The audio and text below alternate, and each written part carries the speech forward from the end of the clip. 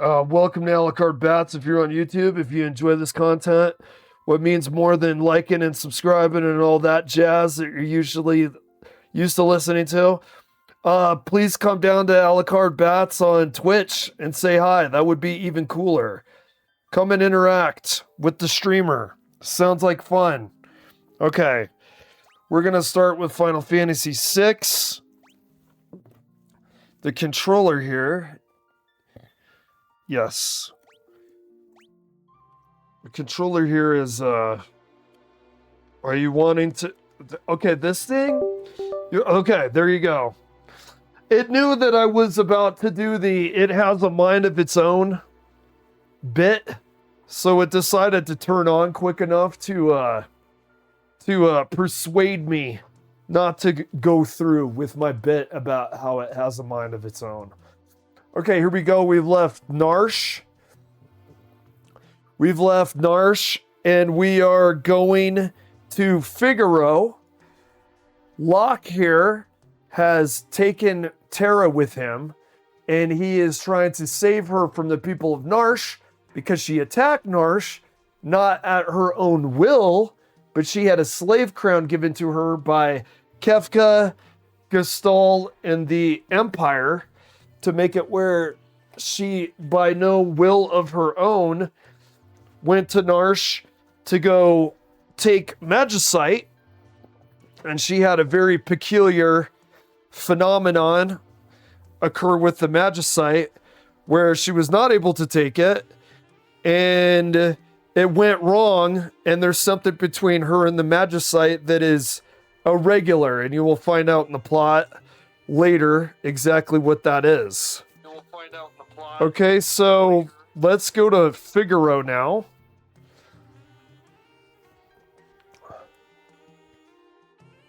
Okay, saxophone again. I don't know if I'm really... It's not that it sounds bad. I don't know the artistic choice to go with the saxophone. I don't know if it's exactly... I don't know if it's how I remember this game is making it incongruent with how I am hearing it, or if it is truly incongruent with the feel and tone and sonic resonance of the game in general. So this game definitely has a feel about it. This game certainly feels a certain way. See, it sounds nice. And honestly, the saxophone on the overworld is maybe a little bit distracting, more so than even the cave. Maybe because I was pleased with the overall, quality of the music. Maybe it was less bad for me in the cave, but in the overworld, the saxophone is maybe, I don't know if it works for me. Okay, we're in the desert. We're going to okay, what you could do here, by the way. So one of the things that people ranted and raved about with Final Fantasy 13 is they said it was too linear. Okay, here's the issue with the complaint on that game. If you don't like linear, that's fine.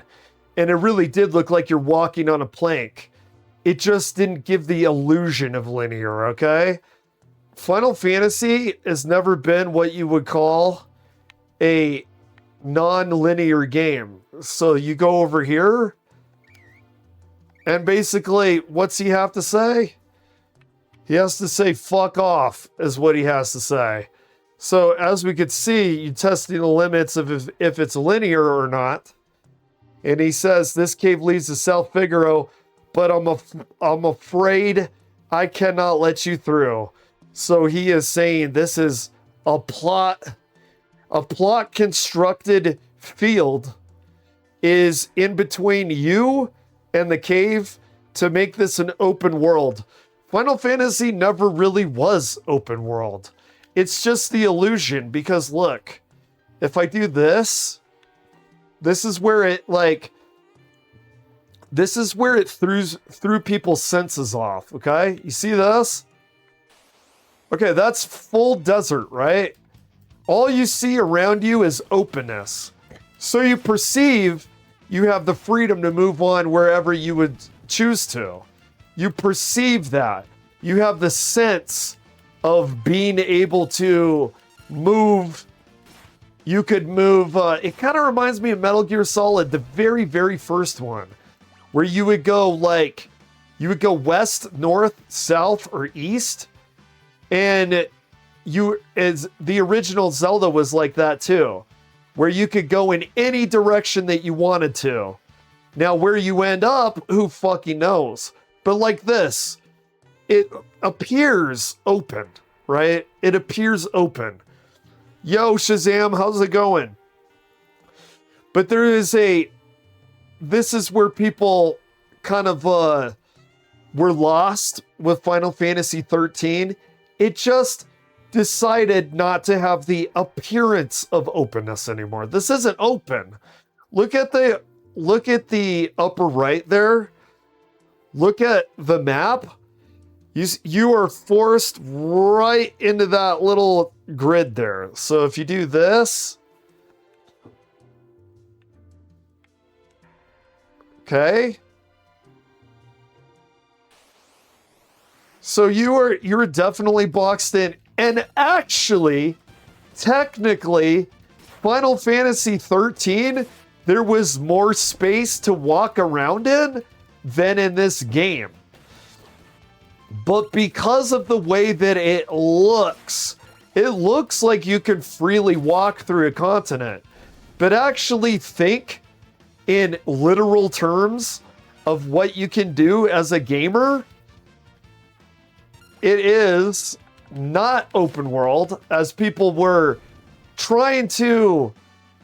It's almost like they were trying to suggest that the game used to be open world and then it got linear with 13.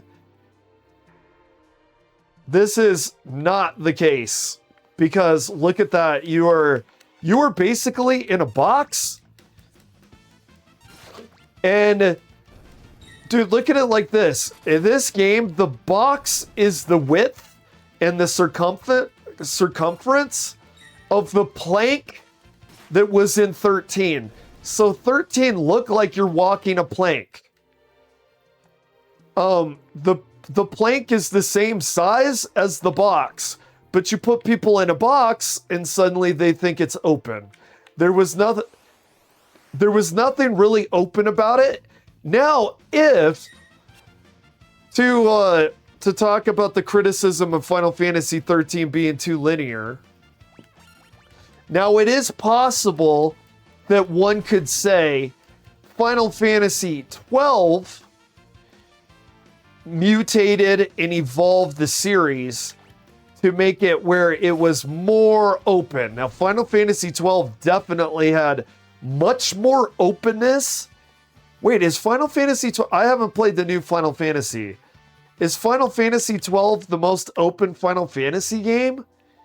So it's possible that off of Final Fantasy 12 being the fresh new Final Fantasy title, that Final Fantasy 13 being on a plank and not even suggesting that you're in a box like Final Fantasy 6 or 7, that because of what Final Fantasy 12 did, it felt even more restrictive of coming off of Final Fantasy 12. However, they still, when the Final Fantasy 13 got the criticism for being too linear, however, no one really said it took a step back to where Final Fantasy 6 was, Final Fantasy 4. Nobody ever criticized these games for being linear, even when they criticized Final Fantasy 13 for being linear, even if Final Fantasy 12 was the primer for saying it was too linear. Because Final Fantasy 12 definitely is less linear than previous Final Fantasies. And maybe Final Fantasy 13 got more criticism because it took a step back from 12. But the series, this is what it was odd for them to criticize Final Fantasy 13 to me. the series never was totally like non-linear. It never was like Fallout New Narsh. You know what I mean? Fallout New Figaro. It never was that game. So I guess I'm just showing, if you go south there, plot, the invisible plot wall, you may not pass. The plot has not dictated you pass. You go to the northwest, there's nothing there. You go around. The games have never been very linear. Or, I mean, the games have never been really open world. So, just to show that the video game series has never been... It's like... But, this is to complement the series. Like I showed, when you go out here... When you do go out here... It does make you feel a sense of openness. So check this out. Right here. It does feel open. But if you look at that map, at the darker area of land, and you like go over here, it looks like there's different nodes on the map, and it looks as if you could freely travel and explore, and it doesn't. I guess just the illusion of openness was more on the original games than it was on 13. Now, how the new Final Fantasy handled it, it appeared more open world, right?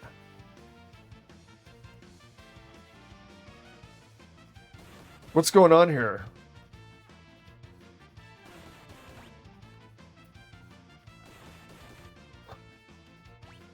Oh, holy shit, dude. He's stunned. What is going on here? All right, there we go. I thought we were going to die there. I was so busy rambling about the appearance of being open that I almost like died. Okay, we do... Let's do...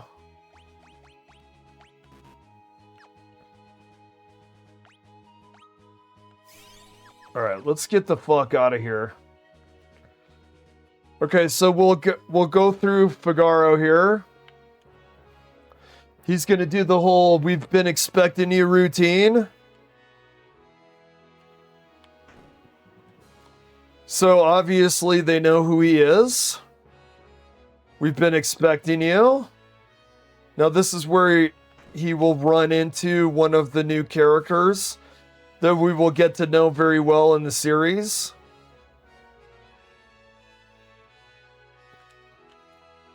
It's like they changed his hair.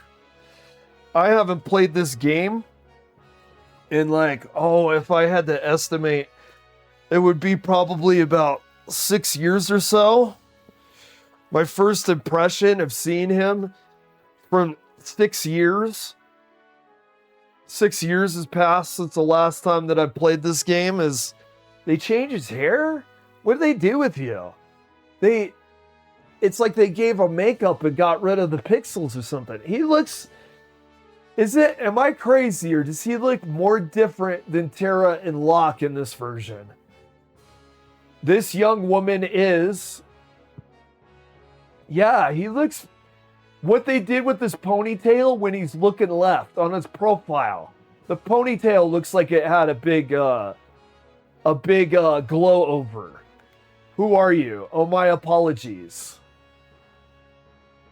And then he shakes the finger. See, they were able to do a lot with the animations with this game for the limitations of 16-bit. They put more personality in a lot of these characters than people really even dreamed of doing at the time when they were limited to a 16-bit. How rude of me to turn my back on a lady at the very first meeting. So you notice how he says, rude of me, first lady, in this meeting and all this? Apparently they toned down this guy's dialogue a lot from the original Japanese. And apparently this guy was talking about the ladies a lot more in a vulgar way in the original Japanese. The young king of Figaro Castle Imperial ally and champion of the technological revolution. Okay, we're going to keep his name.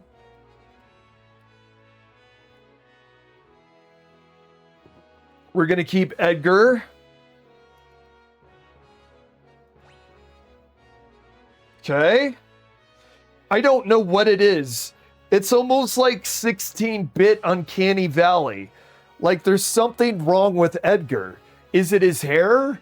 I want to look from every angle, but there's only like back, front, left, and right. I mean, how do you say something is wrong with Edgar? I want to check him out from every angle.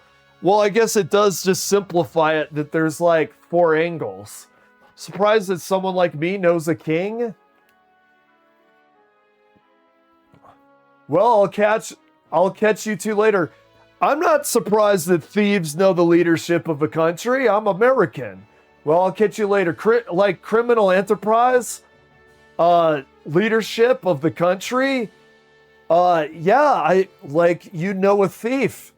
I mean, it's better than IRL America, where it's not that you know a thief, you are one. So you're the Imperial soldier, right? Don't worry. Figaro and the Empire are allies. Feel free to rest here for as long as you'd like. It's not in my blood to harm a lady. Why are you being so kind to me? Is it because of my abilities? See, she can do magic. She has some ability where she had a connection with the magicite from Narsh. I'm dying to know if you're my type. Okay, you see that? Where he's saying that you're dying, I'm a man, you're a woman. How he's being flirty. Apparently the Japanese version, maybe it's more societally okay for a guy to habitually flirt with women. Or maybe they just wanted to localize it, overly localize it. Because the Western standard, what baby boomers put onto video games with their impossible standard of, I hate to see fake people die. They gotta be real people or I'm not digging it. So there was a lot of localization stuff to the West that got censored. I guess your abilities would rank a distant third. See, that's actually kind of funny dialogue. Like, obviously it's her abilities, but he doesn't want to say we're using you. So he's saying, no, really, I'm interested in your gender, not in your magic ability, you know? He could fit in really well in the 20s, you know? He's gender obsessed. What's the matter? Guess my technique's getting a little rusty.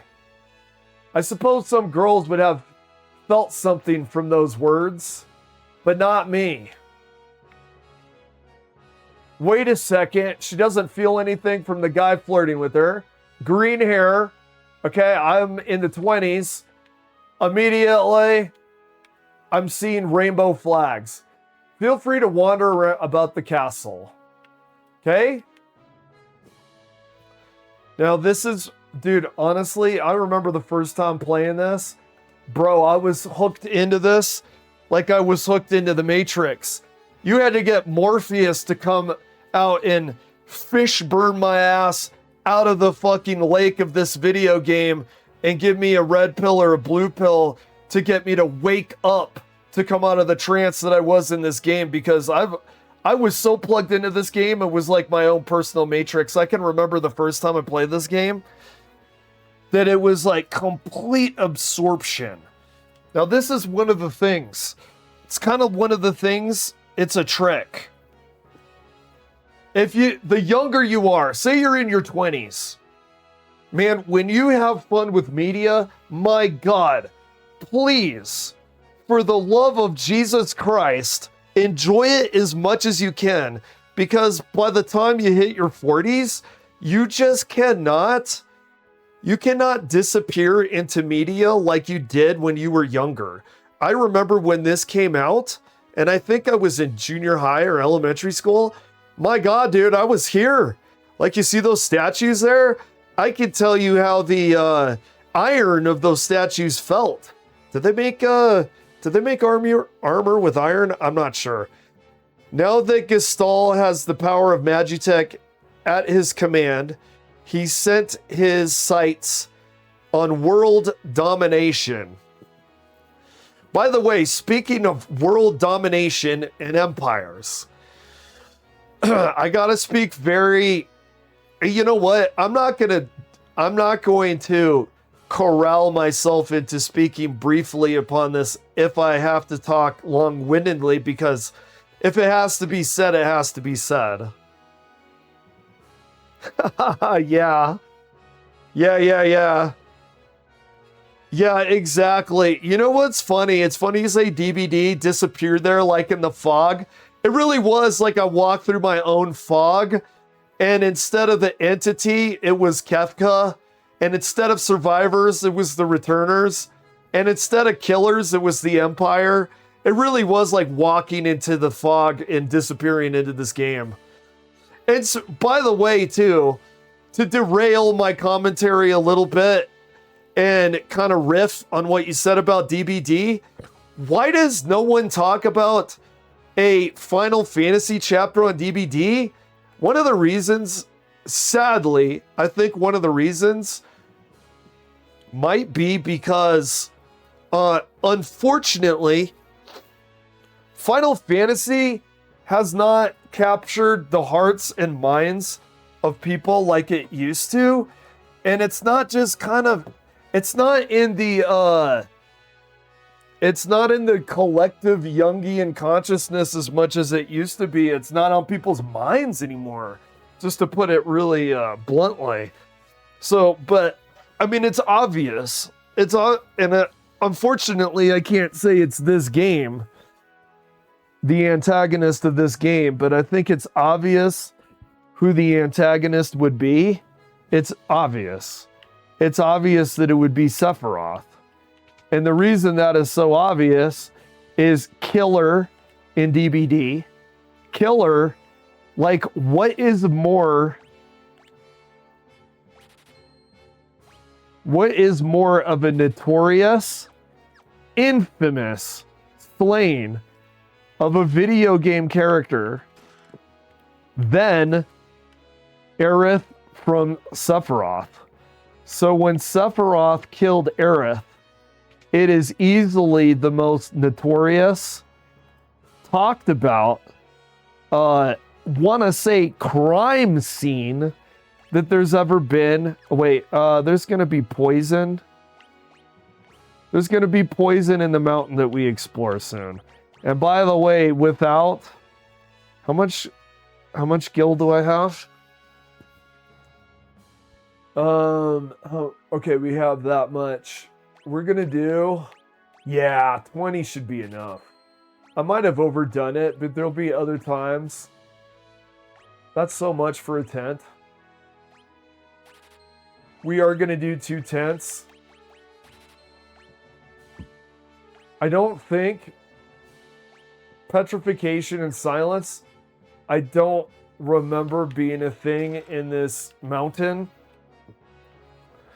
Let's see here. Oh, shit.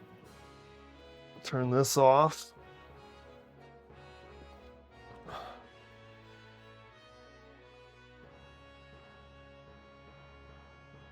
Okay.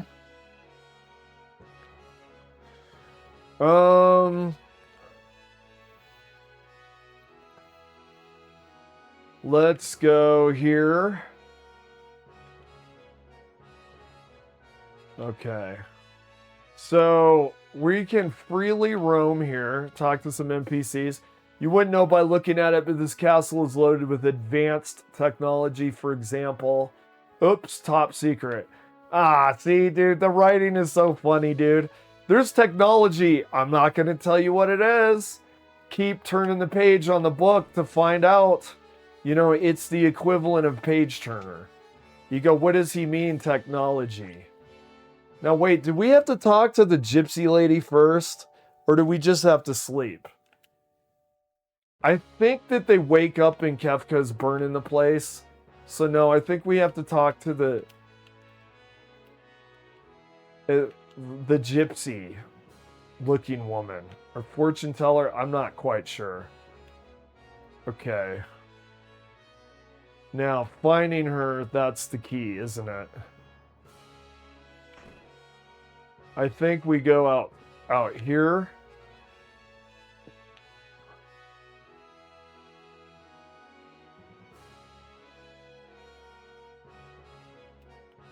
Okay, I think it's gonna be in here. I don't think there's many other buildings that you could go into. Now, one of the rules they used to say, see, is that gypsy? Is that fortune teller? Maybe it's, no, you know what it is? I mistook the center for like a crystal ball. You know what? But it's a high priestess though. So maybe my brain misconstrued some of the priming for it being a high priestess and how her pixelated art looks like for being like a fortune teller or like a whatever like that. Edgar has a twin brother, you know, he is such a nice boy, always thinking of his family. Okay, and then we're going to get a flashback.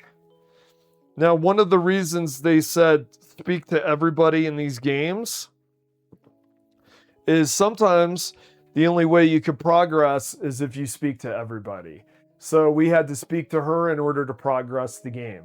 What's wrong with Dad? Why is everybody talking about Successor? That HBO show was okay, but got kind of long in the tooth after a period of time. No pun intended with long in the tooth because it had to do with the guy being long in the tooth and he needed a successor. Are you blind, guy? Haven't you seen how his face has become? He looked like the dead. What do you mean? Edgar. Are you crying? Wow, this guy really is dense. You know, this guy is like a musclehead.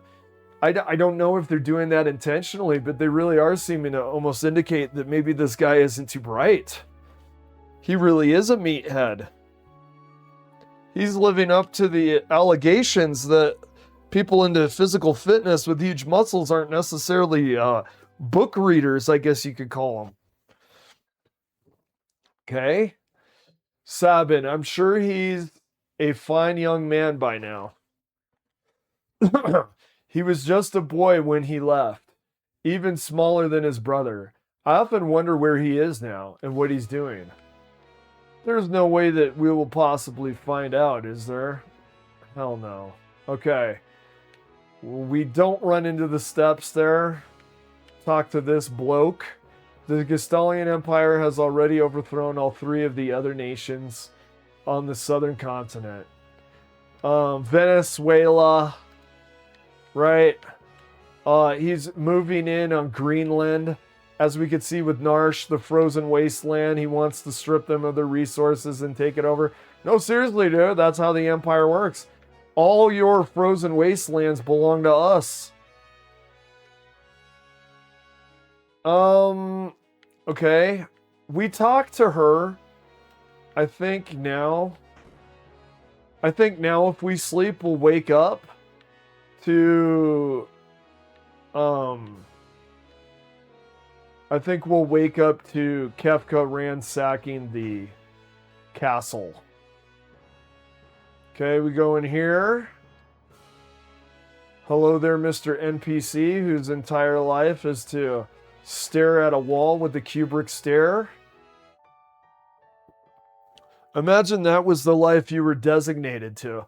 Imagine being an NPC. I'm sure that there's been an indie game that has touched upon that concept. Wait a minute. I thought talking to the lady and getting the cutscene. I thought that would be the trigger. The plot trigger. Because I know when you rest, I know they wake you up in a hubbub when he's trying to burn the castle down. Okay?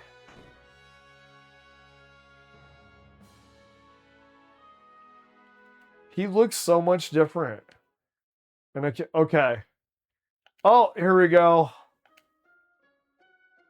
I thought they woke you up when you're sleeping. I guess you go to sleep and then he decides to burn it down.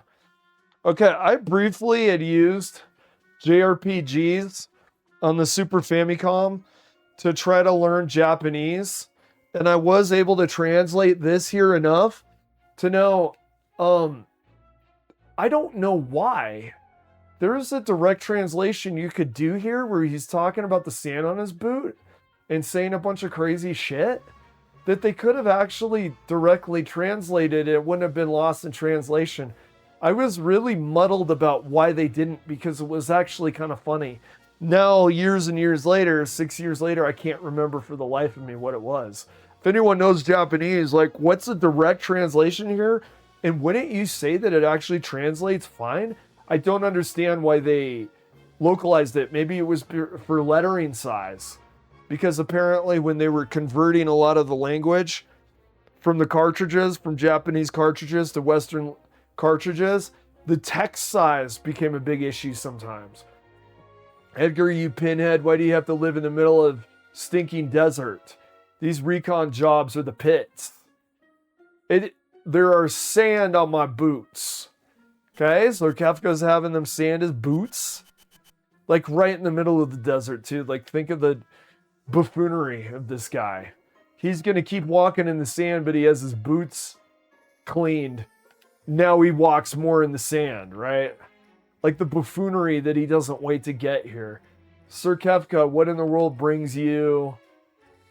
Alright, he said, get the fuck out of my face. I'm gonna go harass Edgar. I'm not feeling this desert thing. And like any empire, let's go derping around in the desert where we don't belong, pushing people around, stabbing our finger in people's chests in desert kingdoms that we don't belong to from a continent we're not in. Right? You know? Think about it. Okay? You wouldn't be thinking of invading my kingdom next, would you? We have an alliance. An alliance with this miserable little sandpit. Don't make me laugh.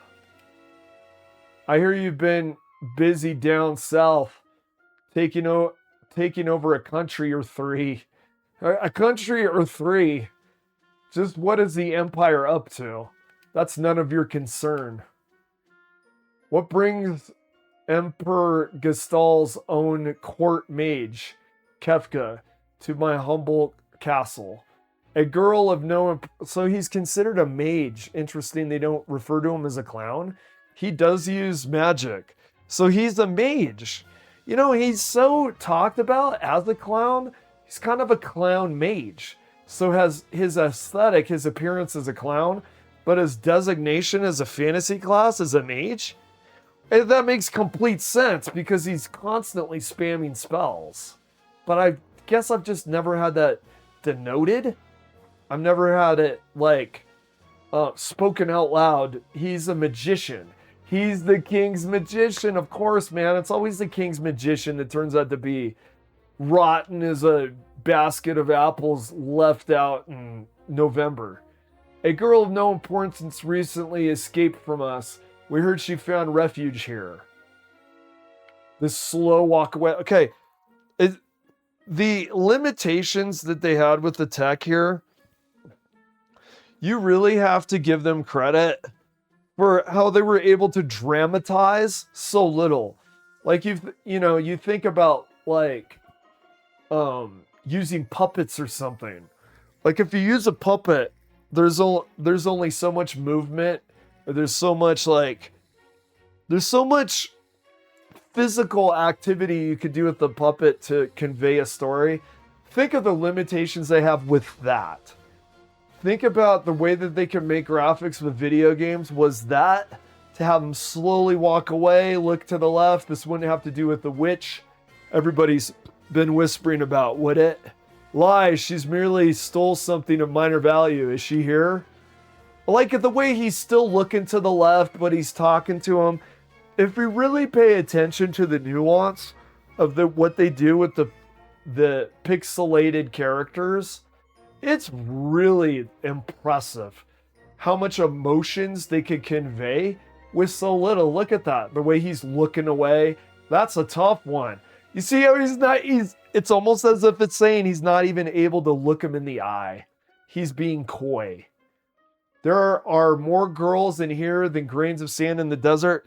There again, Edgar's fascination, fixation, obsession with the opposite sex.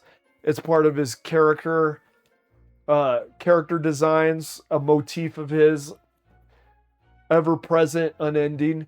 There are more girls in here than grains of sand in the desert. A man couldn't possibly keep track of them all. I almost said creep. I think that was because it was a Freudian slip about this guy's fixation on the ladies. Oh, Edgar, you know you only stand to lose by trying to hide her from us. I truly hope nothing happens to your precious Figaro. You know what is actually interesting? A magician clown who's a pyromaniac. I didn't like the sound of that. Where's Tara? Well, like any empire, you go wandering in the desert and give threats. Take her to her room. I mean, this is one of the reasons I like Final Fantasy VI, dude. It stays true to what an empire is. It stays true to the things about countries trying to receive more power, becoming an empire, and the disasters that happen because of it. I love to stay in chat, but the Chancellor and I have planning to do. Being a king's not all tea and crumpets. Now, if you'll excuse me, is that the translation, tea and crumpets? Like the English stereotype? God, you know what we could do, but we won't do? My God, I wonder if ChatGPT can offer a bunch of explanations about the translation. Like, does he say tea and crumpets like he's Austin Powers or Sherlock Holmes? Or I don't know, Sherlock Holmes is a period piece. Is that before tea and crumpets became a thing? I don't know. Culinary cultural practices, who knows when they start and begin? Now, wait a minute.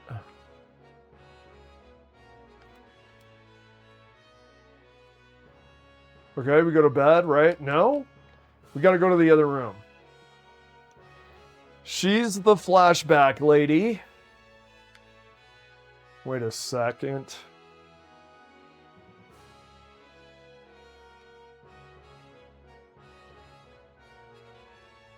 Okay. We're gonna go to bed and then wake up in the pyromaniac wizard clown is gonna try to burn down the desert. Desert? What would you call that? What do you call that when you go under a desert and you travel in there in a vessel?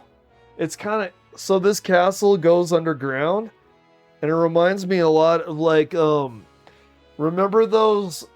In the 1990s, remember the Ninja Turtles when Bebop and Rocksteady were in those machines with the drill on the front, and they would go underground and then come above ground? It's very much like that. It makes me wonder if there was a 90s preoccupation with that kind of fictional technology. Not to... I'm sure he's made a pass or two. Wait.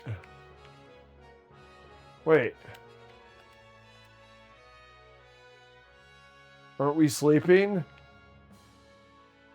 You know what's funny? It's really funny to me. Out of any time in the game, oddly enough, to get stuck, quote unquote, I mean, it's not, we're not stuck. But to get stuck, this is actually one of the easier places not to know what you're doing or where you're going. Like, what's the trigger again? We got the threat, okay? We gotta go to sleep, right?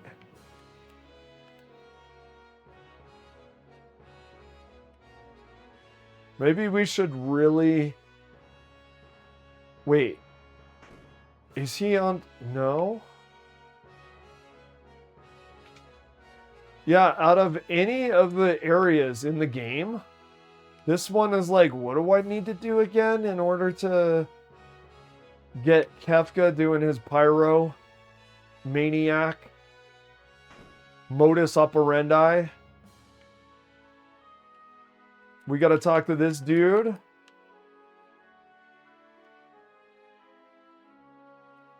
Mr. Lock. Dude, how many times could I make a lock-in pun? Playing lock in combat. Okay, here it goes. Sorry, I didn't mean to drag you around without giving you a chance to rest. Lock, right? Edgar told me about you. Is it true you're a thief? Uh-oh, he's gonna crash out about being a treasure hunter again. See, we gotta have those lit. And then he does it enough times where you get used to it. You know what I mean? On the surface, Edgar pretends to support the Empire. Truth is, he's collaborating with an underground resistance group called the Returners. Oh, let me see. I'm not looking at my OBS at all there. Heaven forbid, I've had that happen where you go like, I'm playing Hearthstone and someone's like, hey man, you like Hearthstone? And then you're rambling about cards and you're not looking at your chat. The old man you met in Narsh is one of us too, the Empire, but I'm an Imperial soldier. Not anymore. They were using you. That's all. Things are different now. It's just, I don't know what I should do. Whenever I try to think, it just makes my head hurt even worse. You could be a conservative. All that matters is that you make your own decisions from now on. See, and that's where the contrast, the Empire forces her to do something with the slave crown. To the very end, they say, it's up to you. Now, we're not going to talk about the hidden irony that it's really not up to her, because there's determinism in the fact that it's a video game with a plot that you have to go through and she has to join the Returners. We're not going to talk about the embedded accidental irony. There is no free will for her, that she's a video game character. Try not to think too hard right now. You'll know what you want to do when the time comes. You know, how much free will do you really have? It's not like those games that somehow miraculously make you feel like you really do have free choice. The Japanese games, I've heard a lot of times, it finally made sense to me. A lot of times, games like Persona, you'll have options in speech to say stuff, and it really doesn't do anything. And I'm like, why is it even there? Like, is it meant for the illusion of free choice? I heard it was for role playing. That actually makes a lot of sense. I'm not a role player kind of person that tries to inject my psyche inside of the story and pretend I'm one of these characters. I can't do that. I won't do that. It feels weird and disorientating to even try to imagine that. But I imagine people that like to vicariously live through these characters, that the role-playing aspect would be kind of fun. And the illusion of freedom of choice isn't to make you think you have a choice. It's that you can feel like you're speaking to them, like you're doing role play. But how will I know which choice is right? Okay. Well, that's the difficulty of living, isn't it? How do you know what you're doing is right? What in the... If he was Barrett from Final Fantasy VII, he would just let that F-bomb go. What's going on here? It's the Empire, Kefka, What do you think you're doing? Bring me the girl now. I have no idea what you're talking about. Oh, then enjoy the barbecue. Okay, we first see him and he tells Terra to burn everything. Now when he's trying to receive Terra, what does he do? He burns everything. I have no choice. Okay, and we have the triumphant music here. Okay, that's part of the fun of the series, is the music. The music here is on point all the time. Arguably one of the best soundtracks to any Final Fantasy. The brave and noble king abandons his people to save his own skin. How utterly delightful. Jump. Okay, and then he rescues Locke and Terra. Sink her to the sand. Yahoo. Screaming Yahoo Similarly to like Let's Go. You know, it's almost like you could do these micro translations. You know how people go, let's go, they don't say Yahoo anymore? He's kind of like culturally 30 years later, it's no longer the 90s, it's the 20s. He's kind of saying let's go. Kind of. When is the glory of Figaro?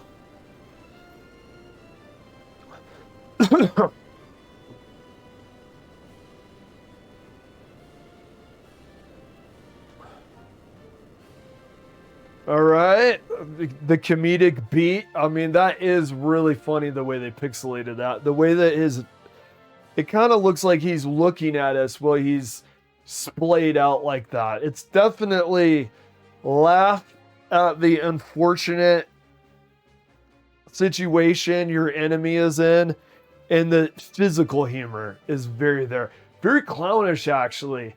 The way he was splayed out there was very in tune with his character as a clown. So the way that they do the animations, the way that they make the pixel art displayed, there really is some nuance to it when you analyze it. Like the way he's splayed out there is very clownish. Okay. Auto crossbow. This is funny about this game. This is actually really funny. Okay. They're going to completely lose their beans and bananas because she used fire. What's the matter, Edgar? What made you jump like that all of a sudden? Did you see what I just saw? You did, right? Right? Yeah, that kid's really something, huh? Really something. That was magic. Magic. Magic? She used magic? Dude, now he's acting like the dumb one, dude. Saban earlier acted like he had water on the brain. What did you think you just saw? The fire didn't come from a technological, mechanical device that Edgar created. Or maybe he was so locked into the battle that he didn't notice. What exactly was that just now? I'm sorry, No, we're the ones who should be I love how they're doing that. This is so Japanese. You ever notice that anime and manga is like this a lot? You ever notice that the Japanese storytelling, you can have a battle? Like, look at those Magitech robots. Those are great, by the way. The creature design on these games is like unfathomable how many great sprites there were, how many great enemies. But that, don't let me lose track of what I'm saying here. Look at how the robots are sitting there chilling. They're sitting there watching while they're like, oh my god, the use of magic. I've never seen actual magic before. I've only watched Chris Nolan movies with Christian Bale and Hugh Jackman. I've never actually seen fire and lightning coming out of someone's hands. It just really surprised me, man. I mean, the first time you see magic, it's crazy. I'm not trying to make you feel like a freak, brother. And then meanwhile, looking on the right, this is what's so funny to me. Meanwhile, look on the right, and you got these Magitech battle mechs, which were really popular in the 90s, by the way. That like mechs, the Japanese were so fixated and obsessed with mechs around this era, it was only inevitable that Final Fantasy would adopt, because they were really good at keeping up with trends, i.e. the Star Wars references. It was only a matter of time that they would adopt mechs and robots like this. Oh, actually, I guess they did in 4 too. Did they in 5? So they were always up with the trend for like giant robots or robot soldiers. You know, the Japanese, I don't know if they're still obsessed with robots like they used to, but they had an obsession for it. So we got these robots. They decided to just chill, right? They decide to put the robots in resting mode, take a cigarette break. They're kind of like those stormtroopers from the Mandalorian that were talking to each other like a couple of Quentin Tarantino characters in between the action. They're kind of doing this. You can imagine these two Gestalian Empire pilots of these mechs. They're talking about their characterization. She feels alienated like a freak because it turns out she's an interspecies mix between a interdimensional demon-like entity and a human female. Let's let her get her feelings out with this enemy king that betrayed our empire and this thief. Let's let them talk it out, okay?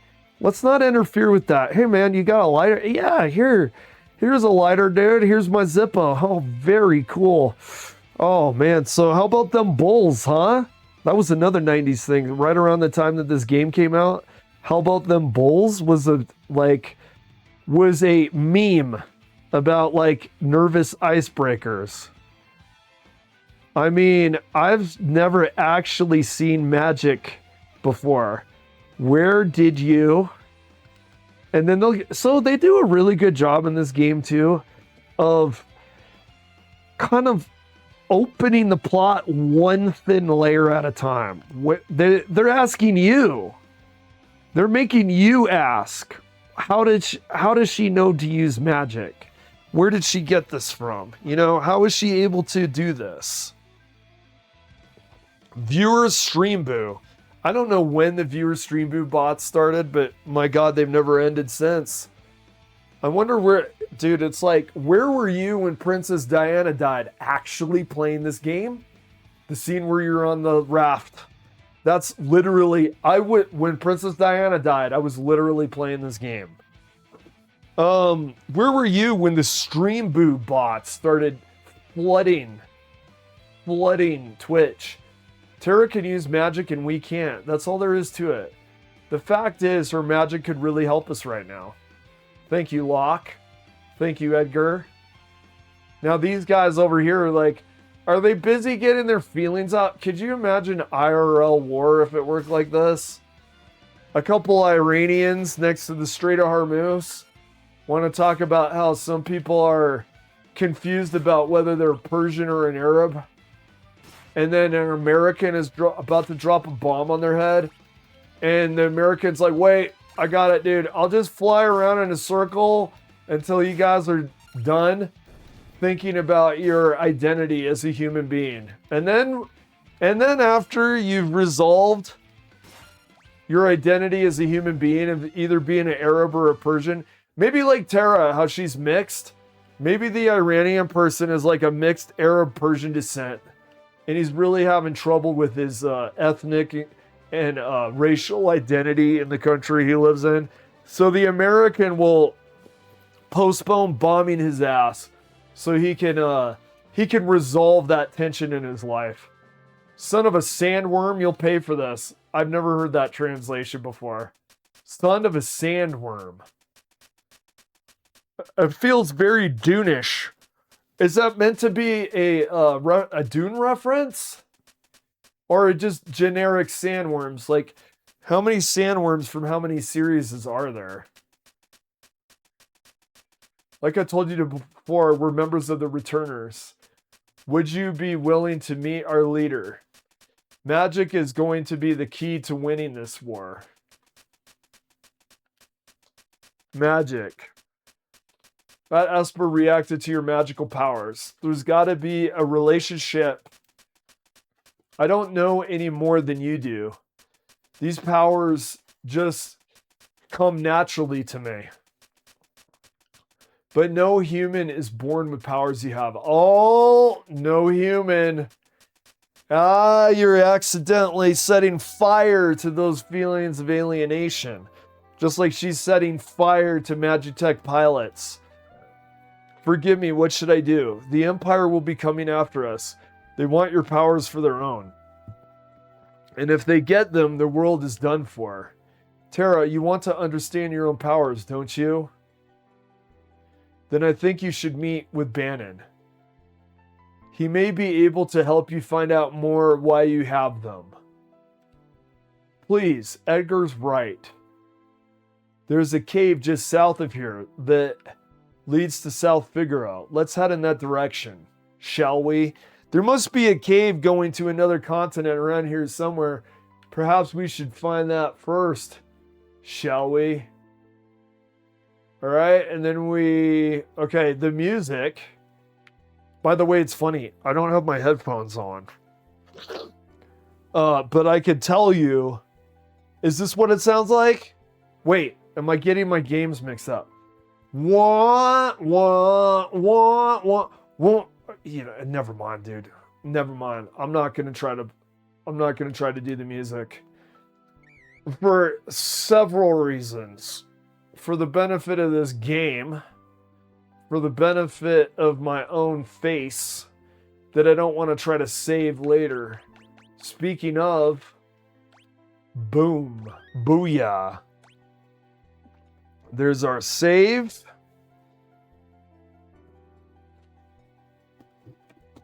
Okay.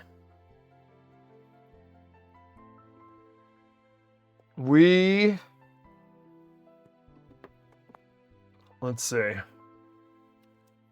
Have my headphones off there for a minute. Why doesn't simply replay Final Fantasy VI for potentially the last time and not have your headphones on? Through the cave and eastward to South Figaro. Will then make for the returner headquarters in the north.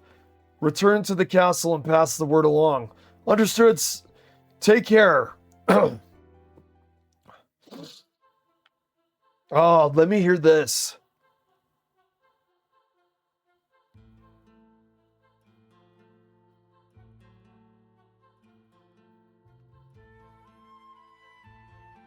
Okay, this is good. Please don't fucking use the saxophone again. Game, do not fucking just... Okay, that's good, that's good. Do not... It feels like if a saxophone played right now, it would be like a jump scare. Where you could scream like... It wouldn't be PewDiePie anymore, it'd be Markiplier. Like if I started hearing a saxophone right now, it would honestly jump scare me. This is perfect, and I don't want any more saxophone. Because I'm going to be honest, the saxophone was not working for me. This is actually perfect. This is perfect. Okay, I think I was going to talk about this.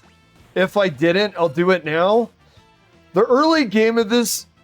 Okay, you don't want to do auto battle, by the way. It'd be quicker to just go to auto crossbow.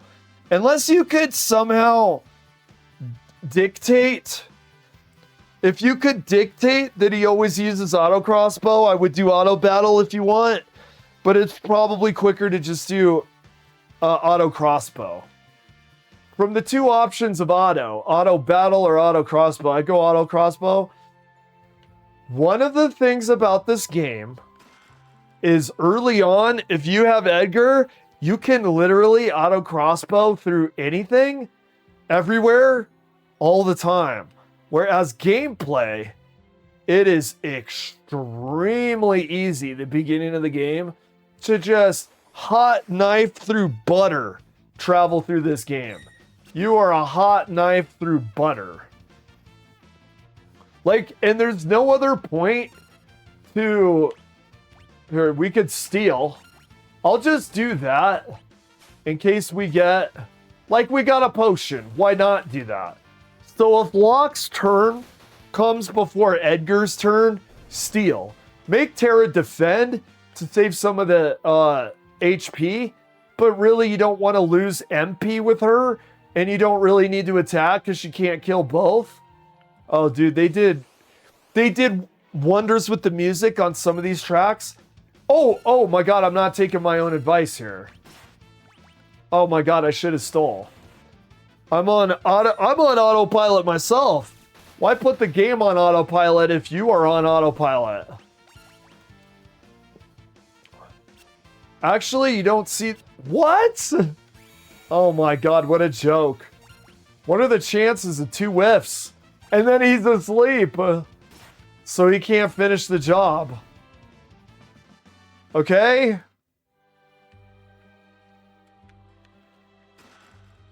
Obtain ether. Oh, the music is so good, man.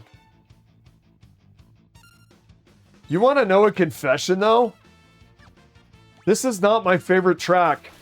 And the sad thing is, for someone that loves the soundtrack and doesn't love this track, you hear that track all the fucking time in this game. Like, how many times is it played versus other tracks? More than any other track. And it's probably my least favorite track in the game. The bitter irony. But like that cave music lives in my head rent-free. By the way, the pixel design on the enemies, Absolute Cinema Scorsese version.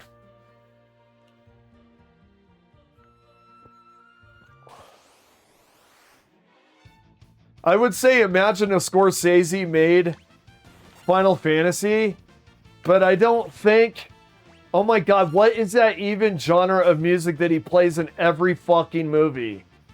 It's like 1940s, 1950s pop music. You know? And then she kissed him. And then she kissed him. Imagine, like, he's just playing one of those 1940s pre-Beatles, pre-Elvis pop songs while Tara is talking about feeling alienated. Scorsese can't help himself. He inevitably would do so.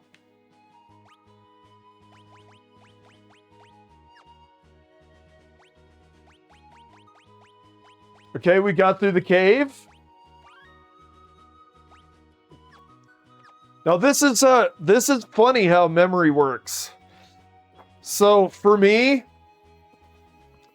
I thought that we were going to get Sabin out of the cave where Sabin is training and his fellow trainee, who's the son of the Mr. Miyagi guy that's training them, betrays the guy, kills his own father, and then finds out through Sabin that he was the successor anyway. There you go, more talk about successors. Oh yeah, the Sabin plotline is also talking about successors. So Sabin is saying, I'm not the successor, yet again, just like my brother was the successor, my friend and the son of my master was the successor. I have never seen that tied in together before, even though it seems obvious. Please, somebody tell me that they also missed that Sabin not being the successor of his Pai Mei motherfucker, not being the successor of the Pai Mei motherfucker, reflects him not being the successor of the Figaro kingdom. But unlike Edgar, who is a chill dude, the guy that he's training with is a POS that killed his own father and then found out that he was the successor anyway. Oh man, sucks to suck, dude. But honestly, I forgot that transitional cave with the turtle and stuff. That like mini dungeon with no boss. I forgot about that. We will see that cave again. One of the interesting things in this game is you do revisit, kind of rediscover old places with different twists, and maybe there'll be different things happening. Like maybe you would use the turtle as a platform to continue through the cave. But that is actually, it's funny how memory works. I forgot about this town, and I forgot the fact that you have to go through a cave before you do that. There's Shadow. Okay, we're gonna save this.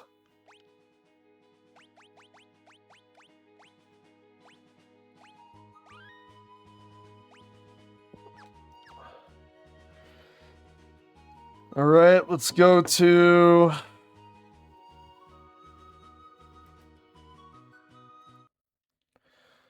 Okay.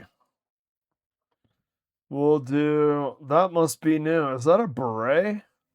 This is a new Overwatch character? She looks a little bit like Talita, doesn't she? From DVD?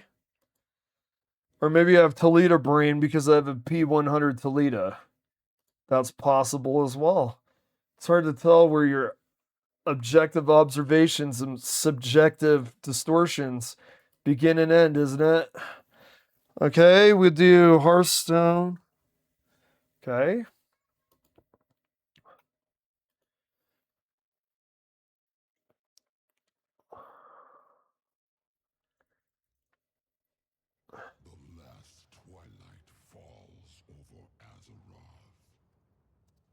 Silverhand.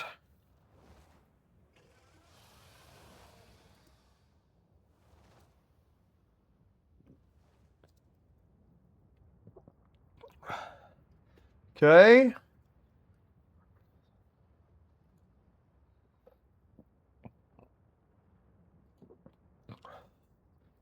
All right, we're not watching a gameplay 3. Okay. All right, let's see what we got here.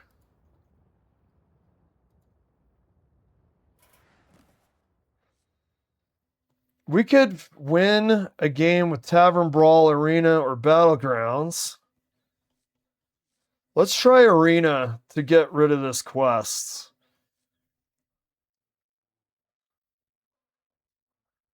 Play 50 Battlecry cards.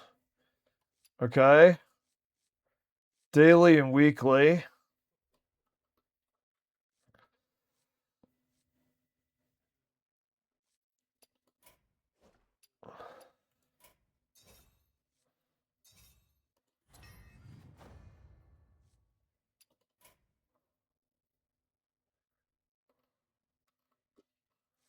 Okay, let's just go through this. Okay, what were they again? All right, we want to... Yeah, maybe we'd do Arena. Let's see if we can get an Arena. Oh, wait.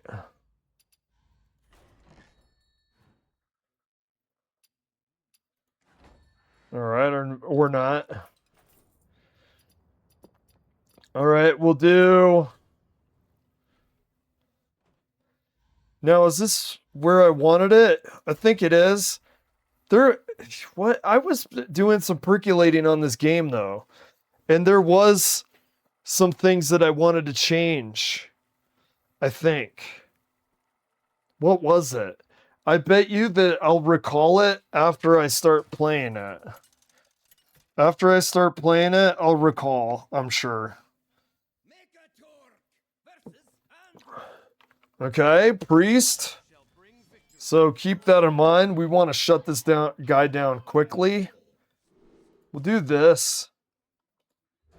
So we should get flight maneuvers, not by turn 4. No, sir. No, sir. We are not getting it by turn 4. Well, at least not fully actualized. Okay.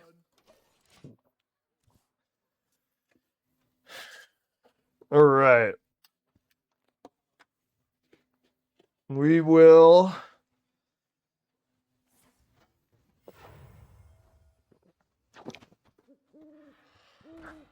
Okay, let's see what he does here.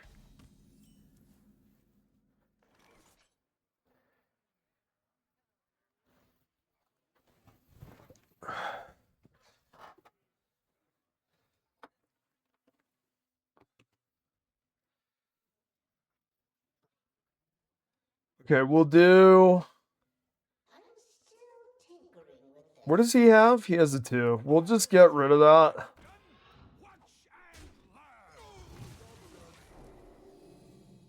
Okay, and now our Silverhand recruits have a buff. Oh, okay. We have... Now look, we have Grand Giant. Here's the thing about Grand Giant. Okay, I think we do this again. I think we do this again. This is actually very funny. We keep playing the same cards. So I want to use Ursol and then use Grand Giant. That way, we'll basically have a free body to go with Ursol. Here's what we're going to do. I doubt we're going to have a spell. We want to get every spell that's as expensive or more expensive than flight maneuvers off. Here, okay, this is okay. That forces us to save flight maneuvers. We're going to... By the way, those are 3/3s now, which is very nice. Here's what our general plan is. So, Ursol, when we play him, Ursol can use flight maneuvers as the spell that we'll use like an aura.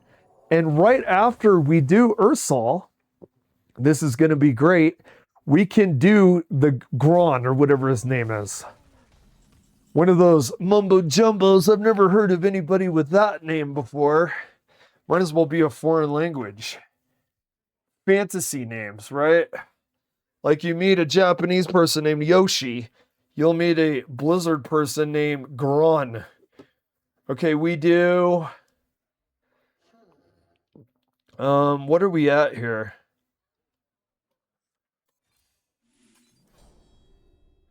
Okay, very good, actually.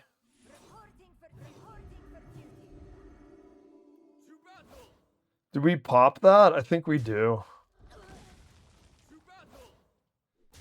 We do not want this priest. Now, we do have a long-term greed plan here. But still, if we could knock this priest out of the match before then, all the better. Because honestly, as we all know, you give priest enough time, you'll be dead. We know how priests roll, and they roll pretty hard when it comes to greed and control, like Medivh. Does this guy have Medivh from Time Ways? Medivh from Time Ways is a problem. Because I don't know if I've won a round when they've used Medivh. Maybe. I feel like I associate him very strongly with losing. But we do have a greedy little thing to do here with Ursol and flight maneuvers. Excuse me, a little cameo from coronavirus. Okay, here we go. We're at turn 6. This is really good. So, and he's got no...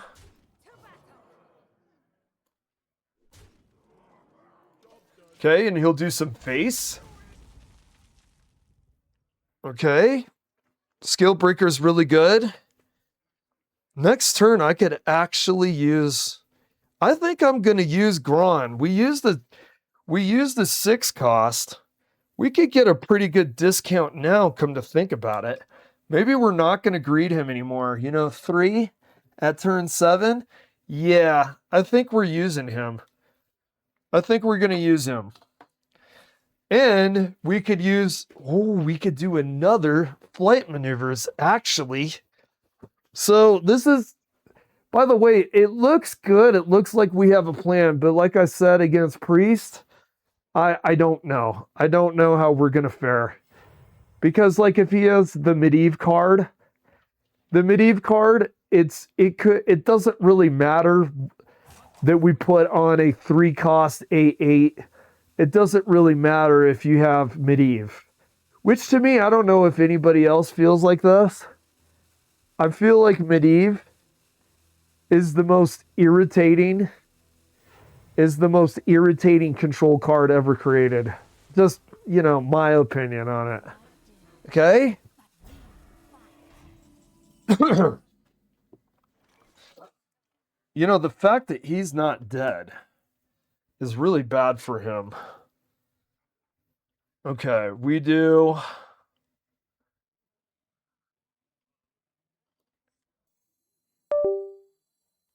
this? Oh my god, no fucking way, brother.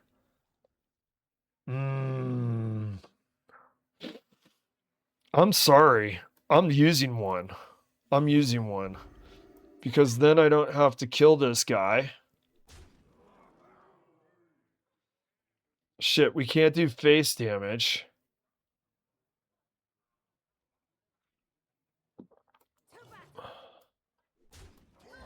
Okay. And then we do 2 face damage there. Okay, fair enough. Now we use Ursal. Wait a second. Could Ursal pick the 50% of flight maneuvers instead of the 100%? Did we get too excited about getting those shields on so we could make that trade? Oh no, tell me that he doesn't do the half of the shattered card combination and just do Drakes. Don't tell me that he does that. Should we play Drakes first? That is actually a really good question because I do not want him picking Drake only. Do I greed further? I do not want to pick Drake. Oh my God. Okay. Well, here's the thing. We're going to start doing massive damage here, no matter what happens.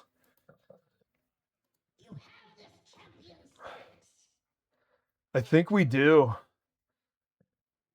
I don't want Drake only. I really don't. Okay, we do. Who's got 6? We do this. We do this.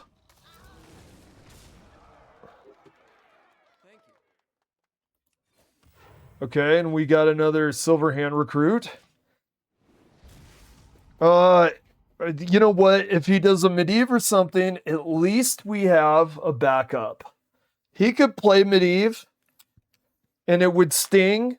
I wouldn't want to see it. It's almost like we build up a collection. It's almost like when I'd lost my manga collection, which was like I had hundreds of volumes of manga, and when I moved, it's in a storage unit somewhere, I think. I don't know where it is now. It'll feel like losing your manga collection. So he could do a Medivh, and it would be like the Portland housing crisis, and poof goes your collection. But we have backup here. We have Ursal, and we have flight maneuvers. I think this guy is Tostarino, though. I think this guy's toast and beans English style. It looks like it to me. Okay.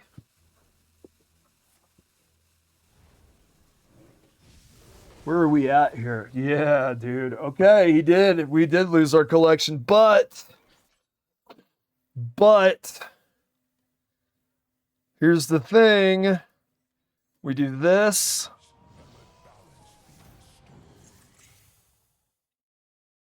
What? No, they didn't combine?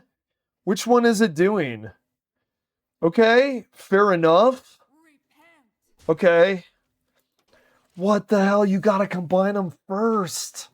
Oh no, dude. You gotta combine them first. That's okay. We do prefer the shields. As much as I speak highly of Charity, this is exactly the situation you don't need for Charity. This is exactly the situation you don't need. Okay. So... Oh, yeah, the Flutterwing thing, of course. Oh, dude, the fact that we didn't have the combined Shatter card actually really stings here. It really does, because those 2 Drakes, which would accumulate to 6 Drakes with the shield and the buffs, that might have tipped this over the edge. And we really did need that kind of pressure too, with how much like board control this guy can have. Really too bad here. It's really too bad that we can't get through that. So we can use Sand Fury.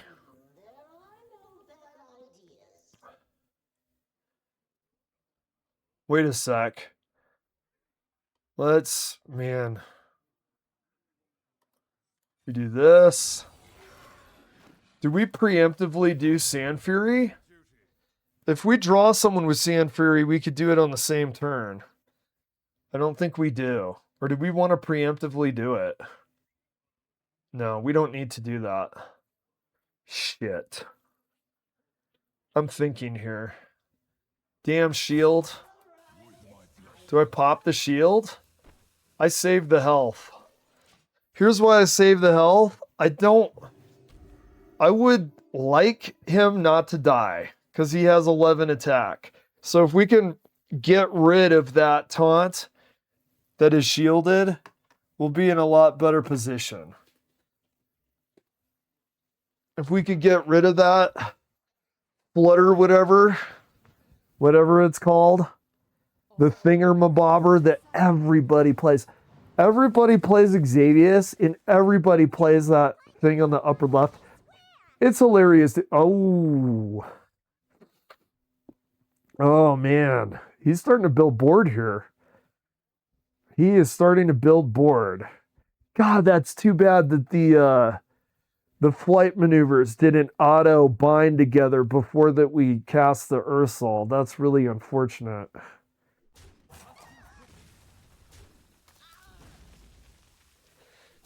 Okay, he's trying to go aggro a little bit here. Fair enough. Oh yeah, dude. This guy's gonna go hard. This guy's gonna go hard. In fact, let me see here. Let me see. How do I kill that guy efficiently? Shit. Let me see this. How do I kill that guy efficiently? We do... Fuck, man. We do this.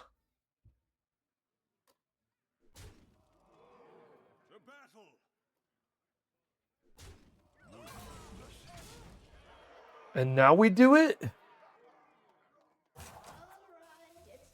Do we do it now? We do. Because we'll give him taunt. He was getting aggro. I would have liked it with a shield more. We're going to YOLO. No. No, we're not going to YOLO that.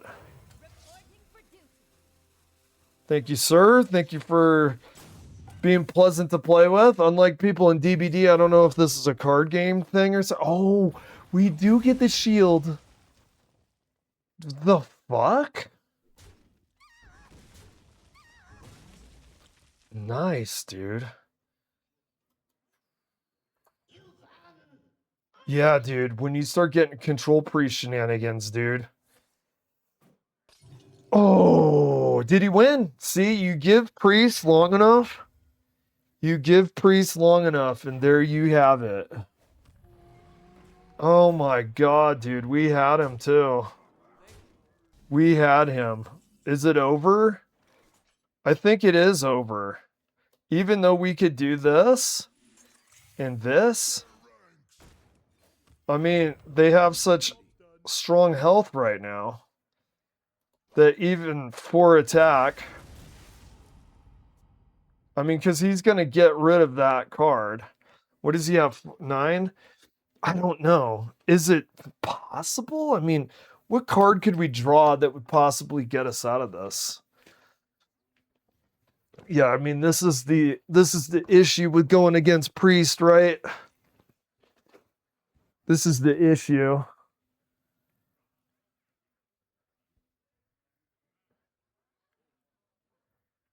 All right, what's he doing? Alrighty. Oh man, that control card that wiped us out. I don't think that there's any way to recover from this, honestly. I don't think there's a recovery here.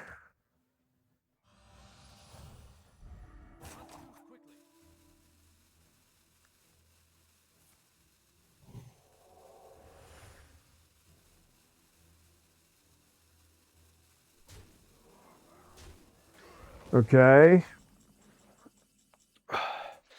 Damn, we had him, dude. We fucking had this guy. The light shall burn you. We had you, buddy. There are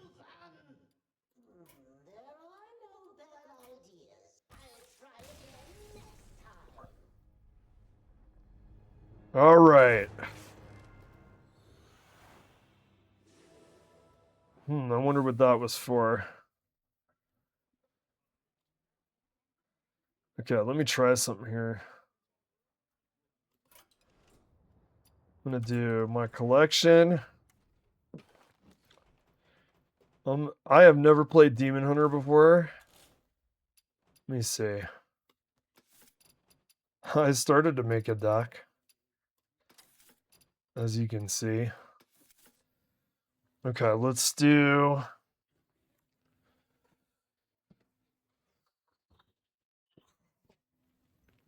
Let's move this.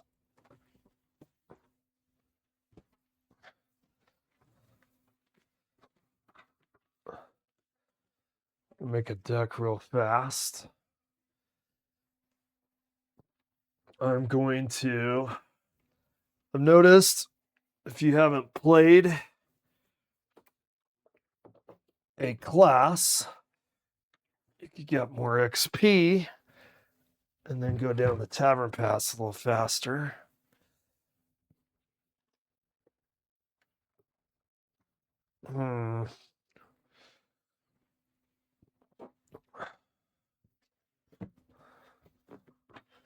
Let's see what we have here.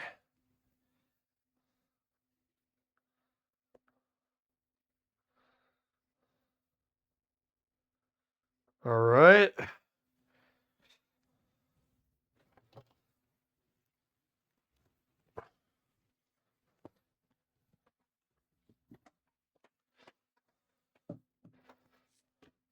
All right. We do.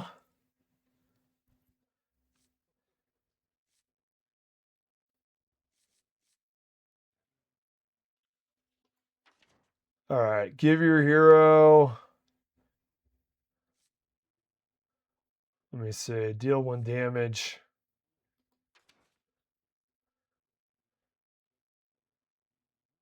You know what we're going to do? We're going to do Dragon. Reduce the cost of the rightmost card in your hand by 2. Summon a. I kind of like that.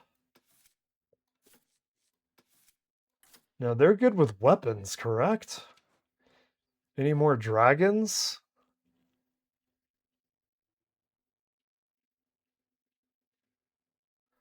Okay. Any more dragons? Lots of demons. I think of, what's his name? Jason Lee from Dogma. I'm a fucking demon. We could do. We will do this, actually.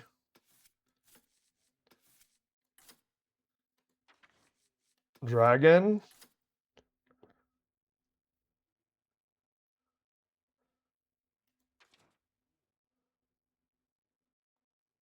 Lots of demons.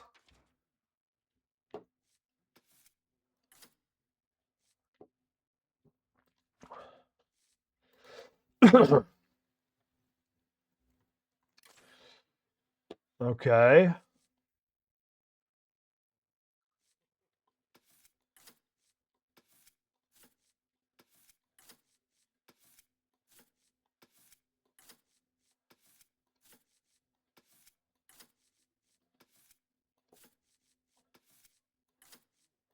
They're expensive, huh?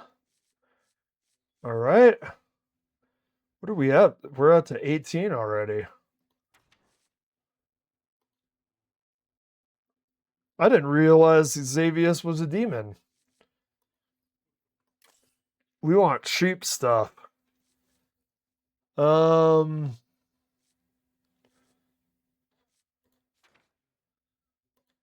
Okay, we'll do. Okay. Definitely want more.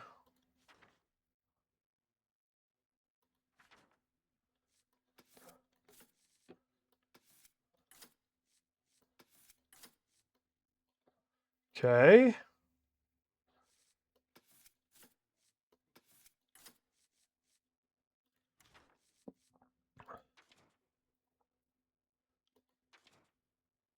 All right, we'll do.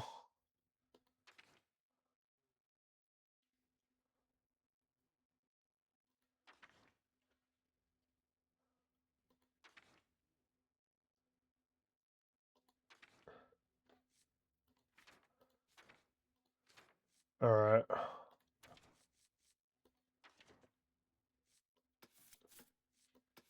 many more do we have? 3?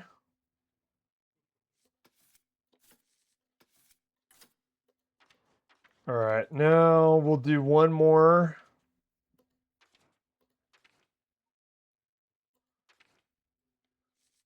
We'll do this. All right, let's see how that works.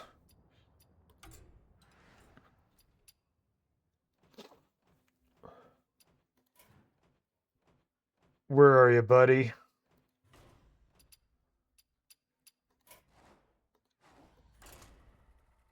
Okay. I didn't see if that has a skin, but I mean, that's not the biggest variable to be concerned about. What I would like to do is at least get one more node down the tavern pass. Okay. Oh, you got an Arthas. I just said I don't care about skins, and they show me a skin I would want. Yeah, well played there, Blizzard. Well played. Okay, that's fine. We'll be able to cast a lot of this. I mean, basically for, we don't have to worry about not playing anything for a while. And we have coin. We'll do Mermy first.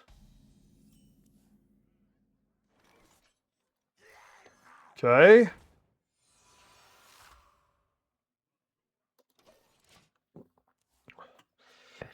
All right, let's see what he does here. I wonder if the demon cards that I've put in here, I wonder if the demon cards will allow us to unlock stuff for the experience. I'm not sure. Okay, we'll do.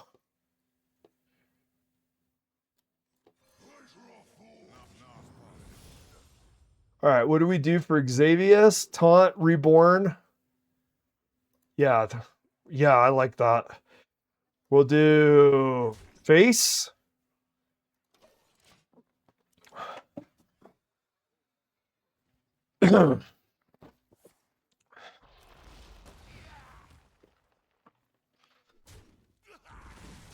Okay. I kind of feel like you don't see many Death Knights. I feel like you don't see too many of them lurking about on the server. It's nice to see them. Who's doing the best now? It's like Warrior, Druid, and Hunter, I think? Is that what it is? The Unholy 3? But then the world servers, Paladin is number 2. I know that much. Okay.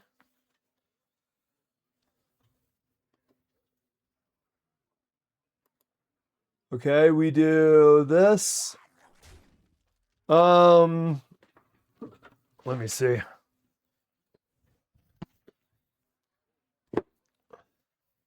Who do we want to put out here?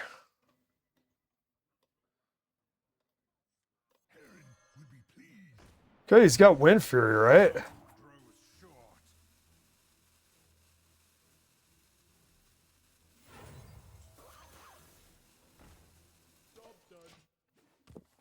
All right, we're going very aggro. See what he does here. That's a nice card, by the way, that Legendary Dragon. That'll keep stuff in his hand as far as dragons go. Nice Reborn. Is he going to trade? He might.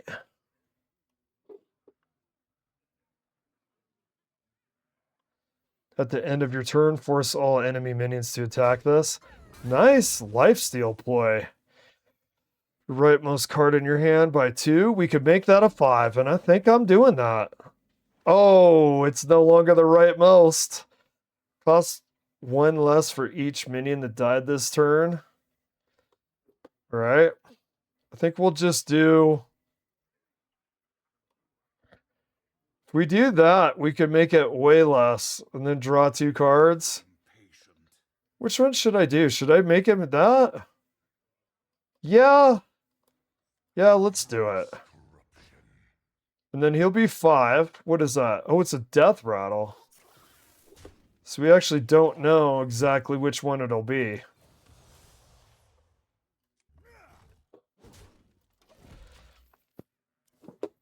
Okay.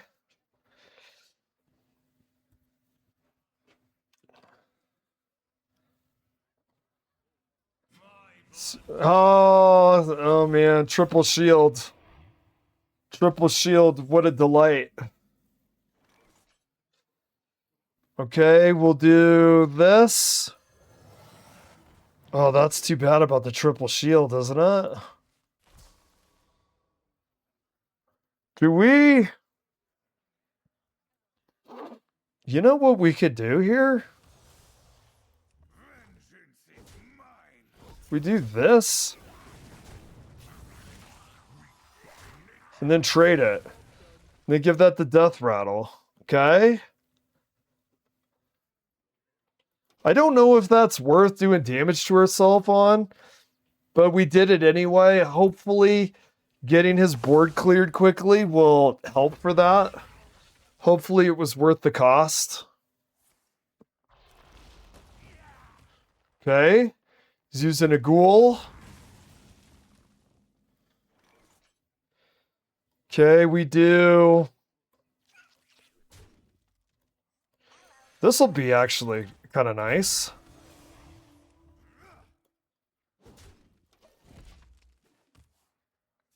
Okay. All right, let's see what he does here.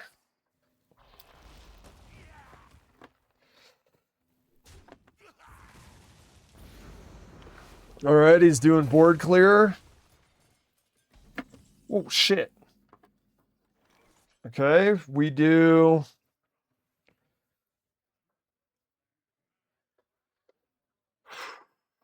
Cost 1 less for each minion that died this turn.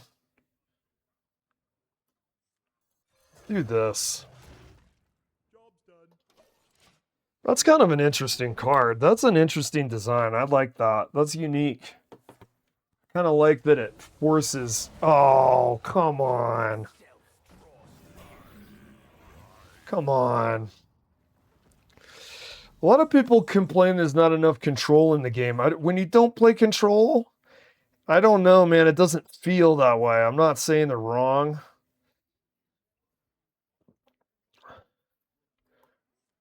Okay, we'll use this.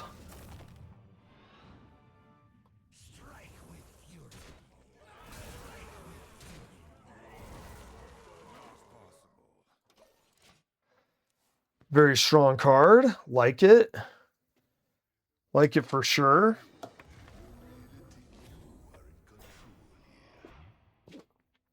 I feel like we are, me and this Death Knight, neither one of us are making extreme ground in winning. Okay. We'll trade.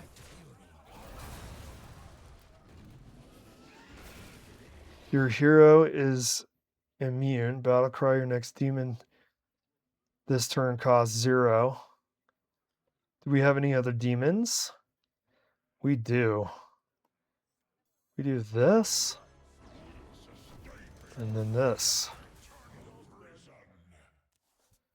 Okay, we finally got a Herald. Do we Herald just once? You know, the weapon. The weapon is going to be really good for this. And actually, okay, let's Herald and then do Deathwing the round after.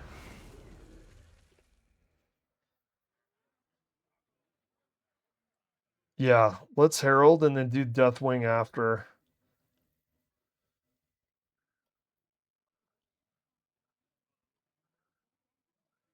Okay. I want to use this guy after Deathwing. What's he doing? All right. We do. I want to get that heralded. We'll do this. Do this.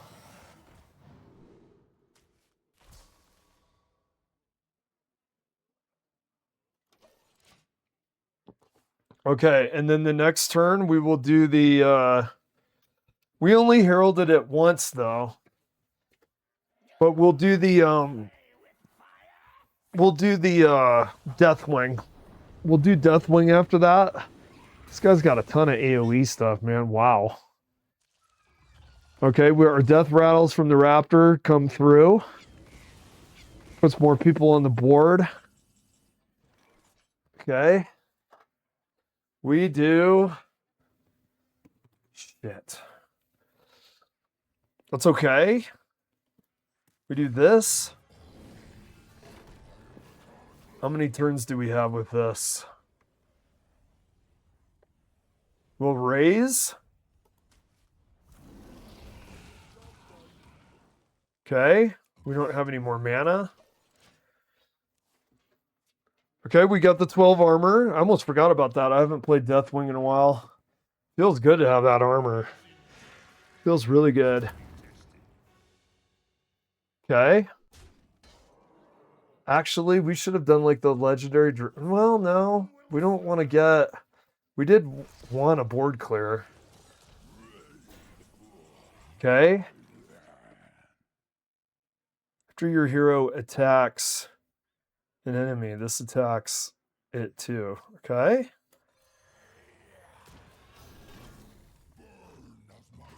Shit. Shit. I didn't realize. There we go. There we go. That's what we're talking about. It's almost over.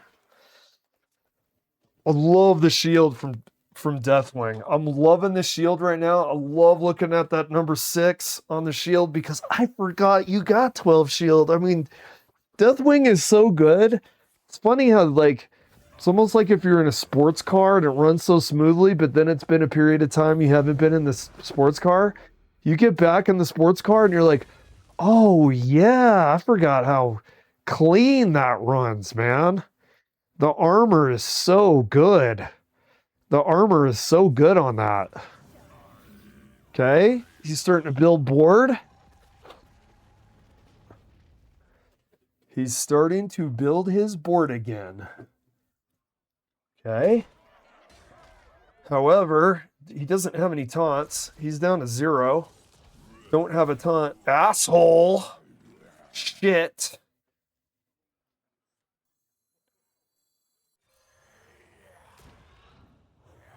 God, that's fucking lucky.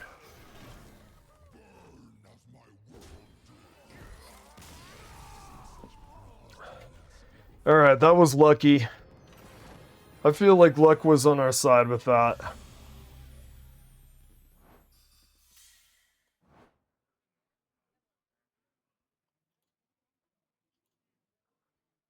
Alright.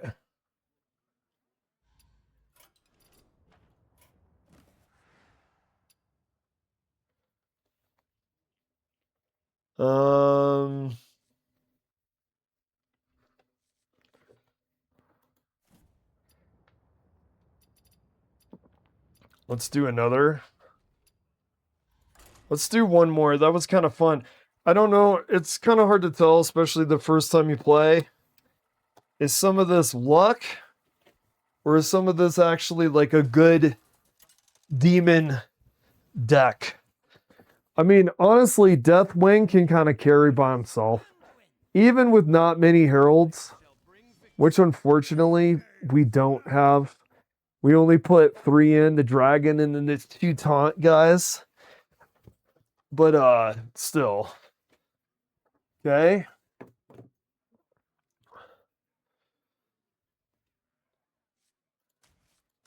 Let's actually do this. We'll mulligan all of it. We'll mulligan all of it so we could get some other stuff here.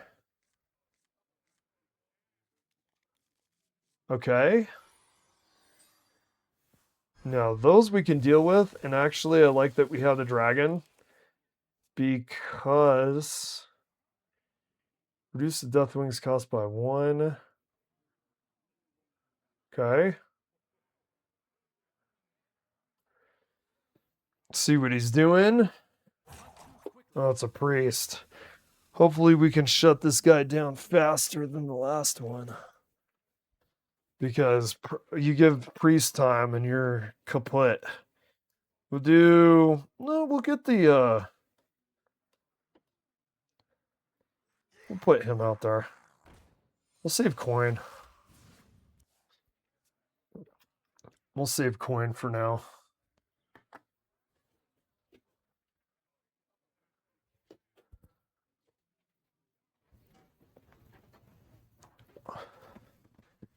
Okay, we'll see what he does here.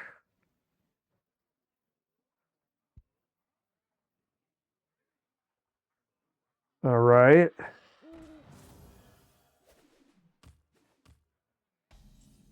All right, it's our turn.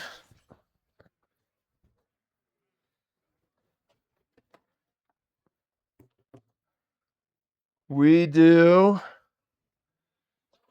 Let's get the Dark Gift one. We've got good options here, though, for sure. We're not going to have to worry about cost for a while. We'll do charge. How much is that? It's 3. We'll charge right in its face. We'll be nice and aggressive.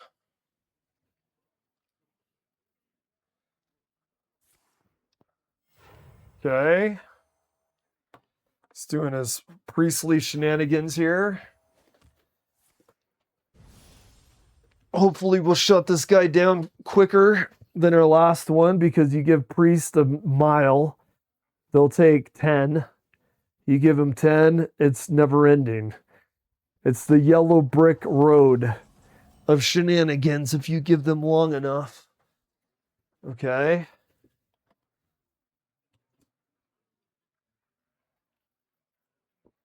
We do this for the charge. It's only 2, but it's better than a sharp stick in the eye. You know something? I'm sorry. I can't help myself. I gotta get really aggressive. You know, he's priest, though. Maybe being that aggressive is a bad thing because we just used our coin to get cleared out.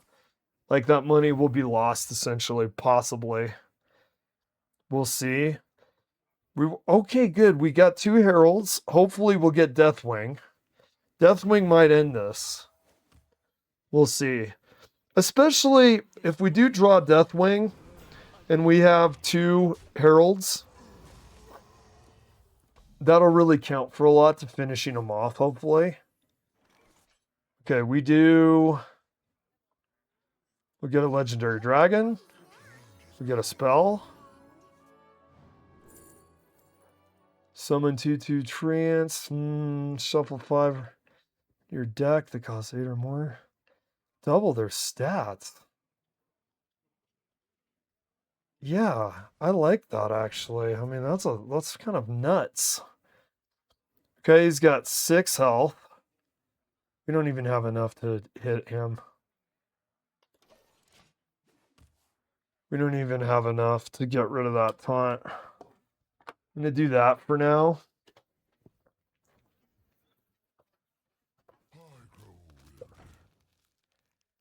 Alrighty.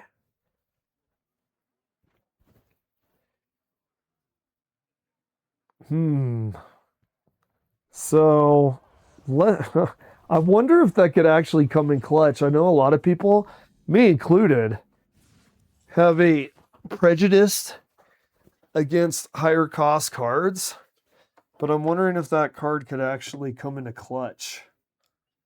Okay. We'll do this.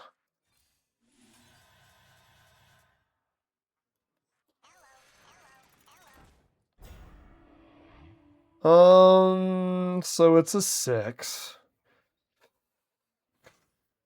2, 4, 6.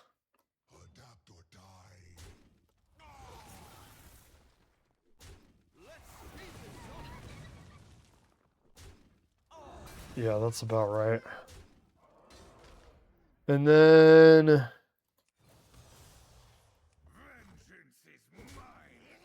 get him less than full health. Okay, he's got a dormant. At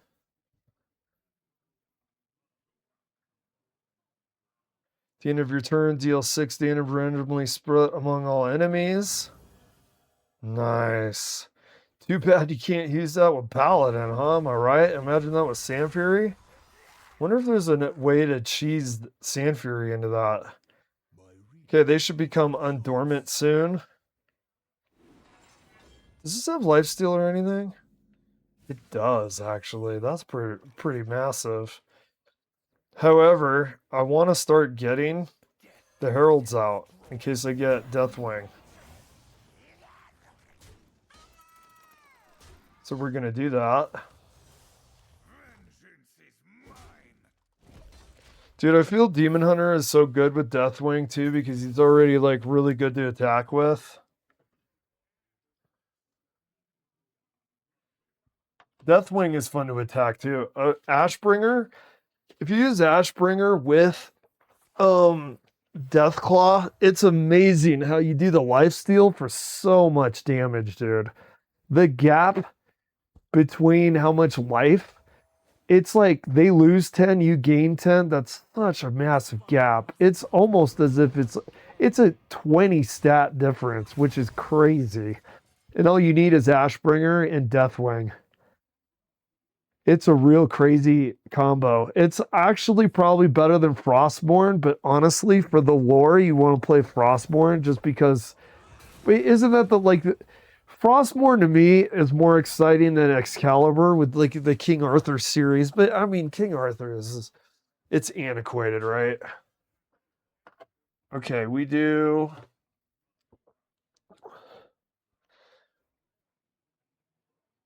Loving this.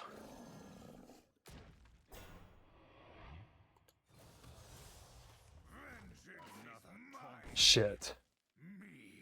No. Force him. Force him to trade. Because he's got taunt, we've got lifesteal. Force the trade. Dude, I'm surprised people don't play with us more. This is like a perfect taunt. It's like a 7/12 with lifesteal. I mean, a good minion to me is you have to use a card to get rid of it, right? Like, that is really good to me. Like, yeah, you can't attack with them. I understand that's a thing, but with taunt, you're really thinking of a wall in defense anyway. So it's kind of a really reasonable trade that he can't really attack. It's really a reasonable trade because you keep the wolf from the door because they're going to give you life. And he's a 12 at a 6 cost, which mathematically that really works. I don't know why more people don't use them. I don't get it. I do not understand why more people do not use him. Okay.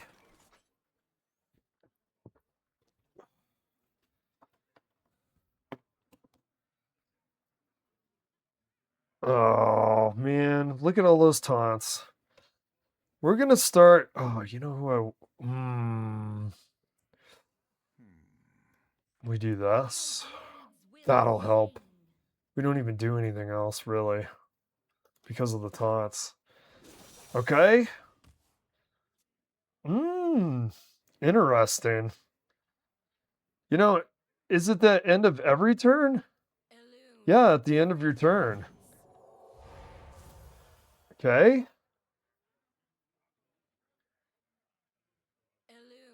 Eventually, he's going to kill everybody, theoretically, over time, right? Okay. Lifesteal's huge. Lifesteal's huge. He got us back to full health. That's great. And I don't think they're killing the 2-7. So they're going to do more. Okay. They put Divine Shield back on there. Take a look at this. Summon 2. Jesus Christ, look at this guy.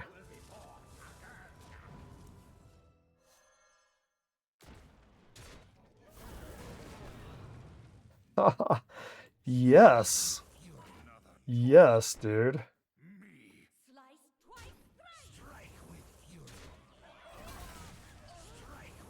We do him.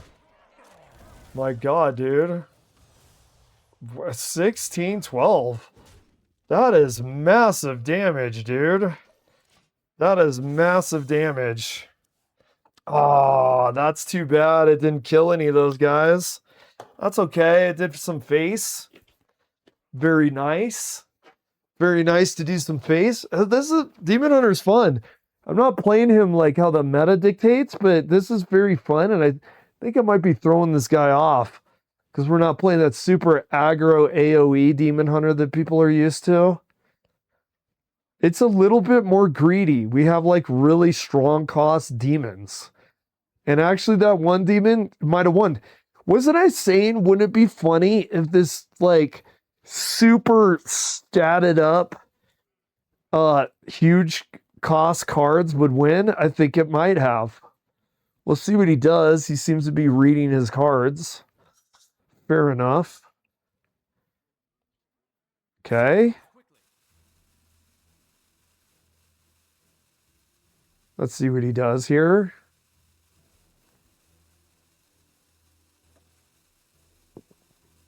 All right. Is he AFK? Did this guy storm off? No, he's doing something. Okay. Yikes. That is a yikes for sure. Look at this guy. One of these guys have charge. They're so fucked.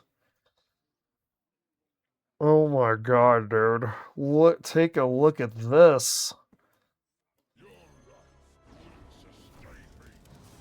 Nice, dude. Nice. Look at this, dude. Look at the stats, bro. He could AoE, but still. If he doesn't AoE and if he doesn't taunt, it's over. If he doesn't AoE and he doesn't taunt, it's over. We got an 18-16. Actually, that... Oh, what do you have taunt? What do you have here? What do you have? Okay. It's going to take a lot more than that guy.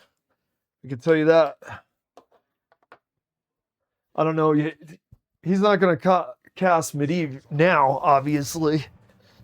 But I never underestimate Priest. I just don't, man. They're like, if you give them enough time, God, it's desolation has entered the chat for sure. Okay.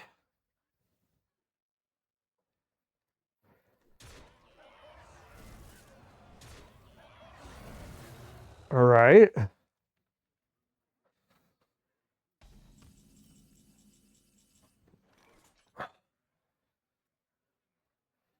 Oh my God, the OBS is such dog shit. Okay, here we go.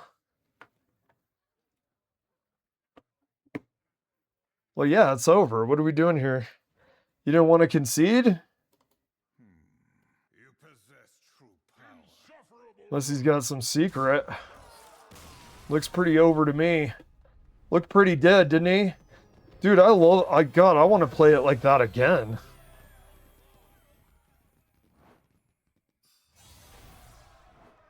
Like, I don't know though. You have to get that card as an option, right?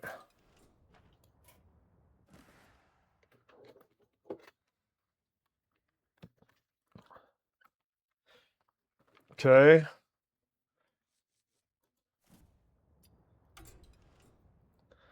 We'll do mode.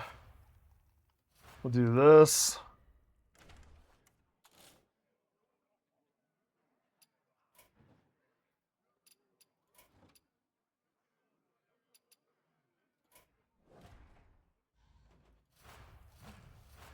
Okay, Tavern Brawl.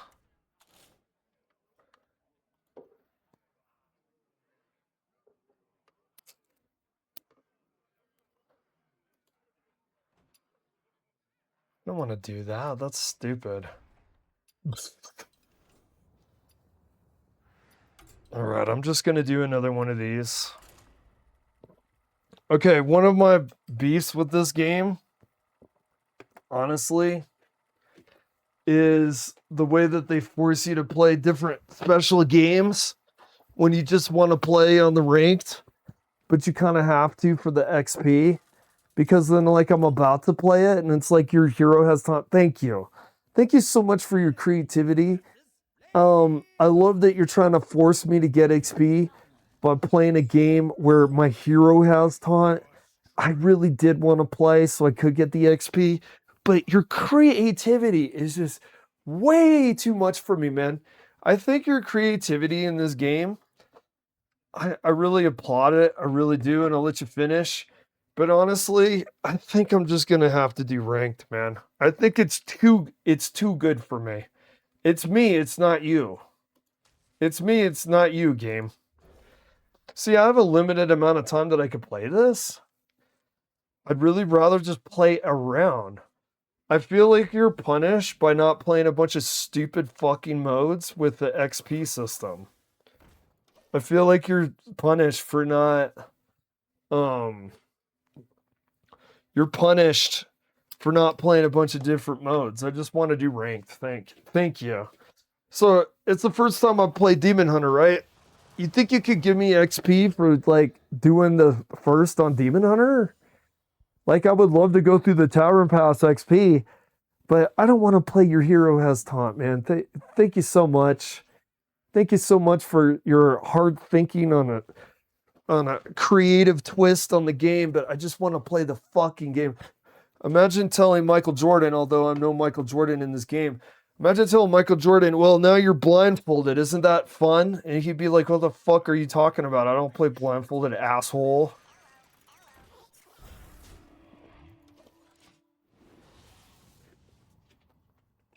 So we'll see if we get enough XP to keep going. I would like a win so I could get the XP, but I don't know if I'm going to win because I've never played where my hero has fucking taunt before, man. And I don't think I want to try. I'd like to just learn the game. You know, I'd like to play the game. Okay, we do this. We get, what do we have here? Battle cries trigger twice. Yeah. Yeah, dude. Two beasts with a dark gift triggering twice. Yes, please. Give me 2 servings. Battle cries trigger twice. See, this is fun for me. Playing the actual cards, like playing that 2-cost dark gift minion with the sick ass visual. Yo. Oh, thank you so much, Shazam. I really appreciate that.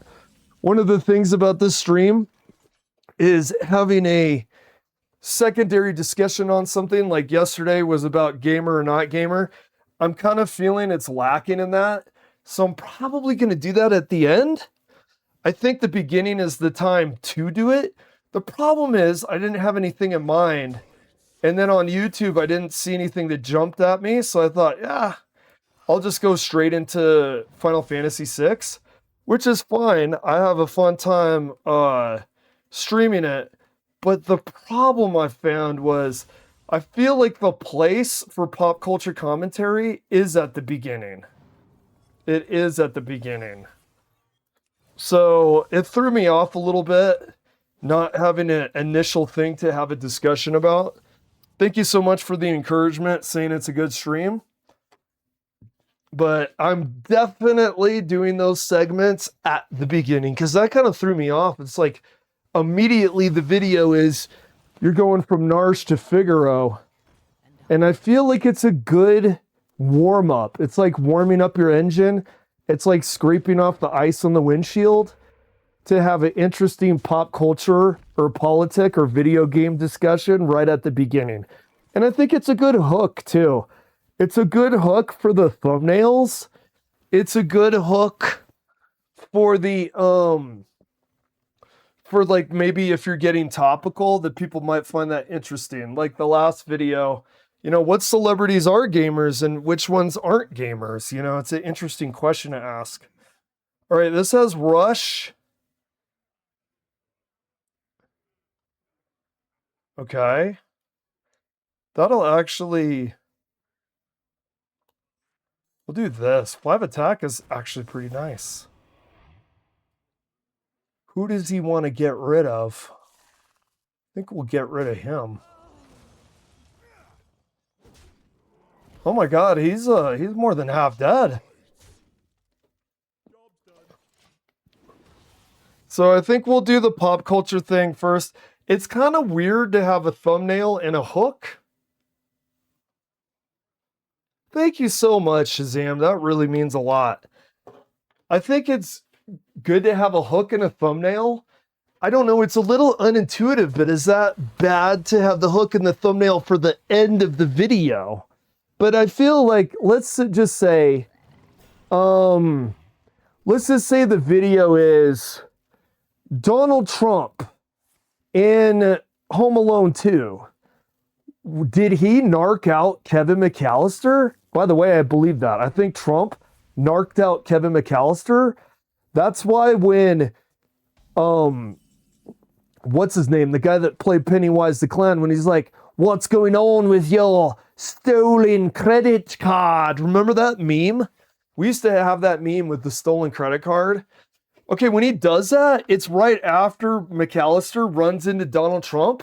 Donald Trump gives him a sussy baka look on his face, like he thinks McAllister is sussy baka. I think Trump narked him out. I do. And so imagine if I did commentary on that, right? Imagine if I were to do commentary. Shit. Imagine if I was going to do commentary on that, but then someone clicked on the channel, and it's Final Fantasy VI, and the guy's rambling about how great they did to express emotions through 16-bit technology, and he had just clicked on Donald Trump is a narc son of a bitch. Do you know what I'm saying here? Oh shit, dude. What is going on? You know what I mean? So I appreciate the compliment. Maybe it's your worst. You are your own worst critic. But I feel like Barry Burton going, no, I've done it.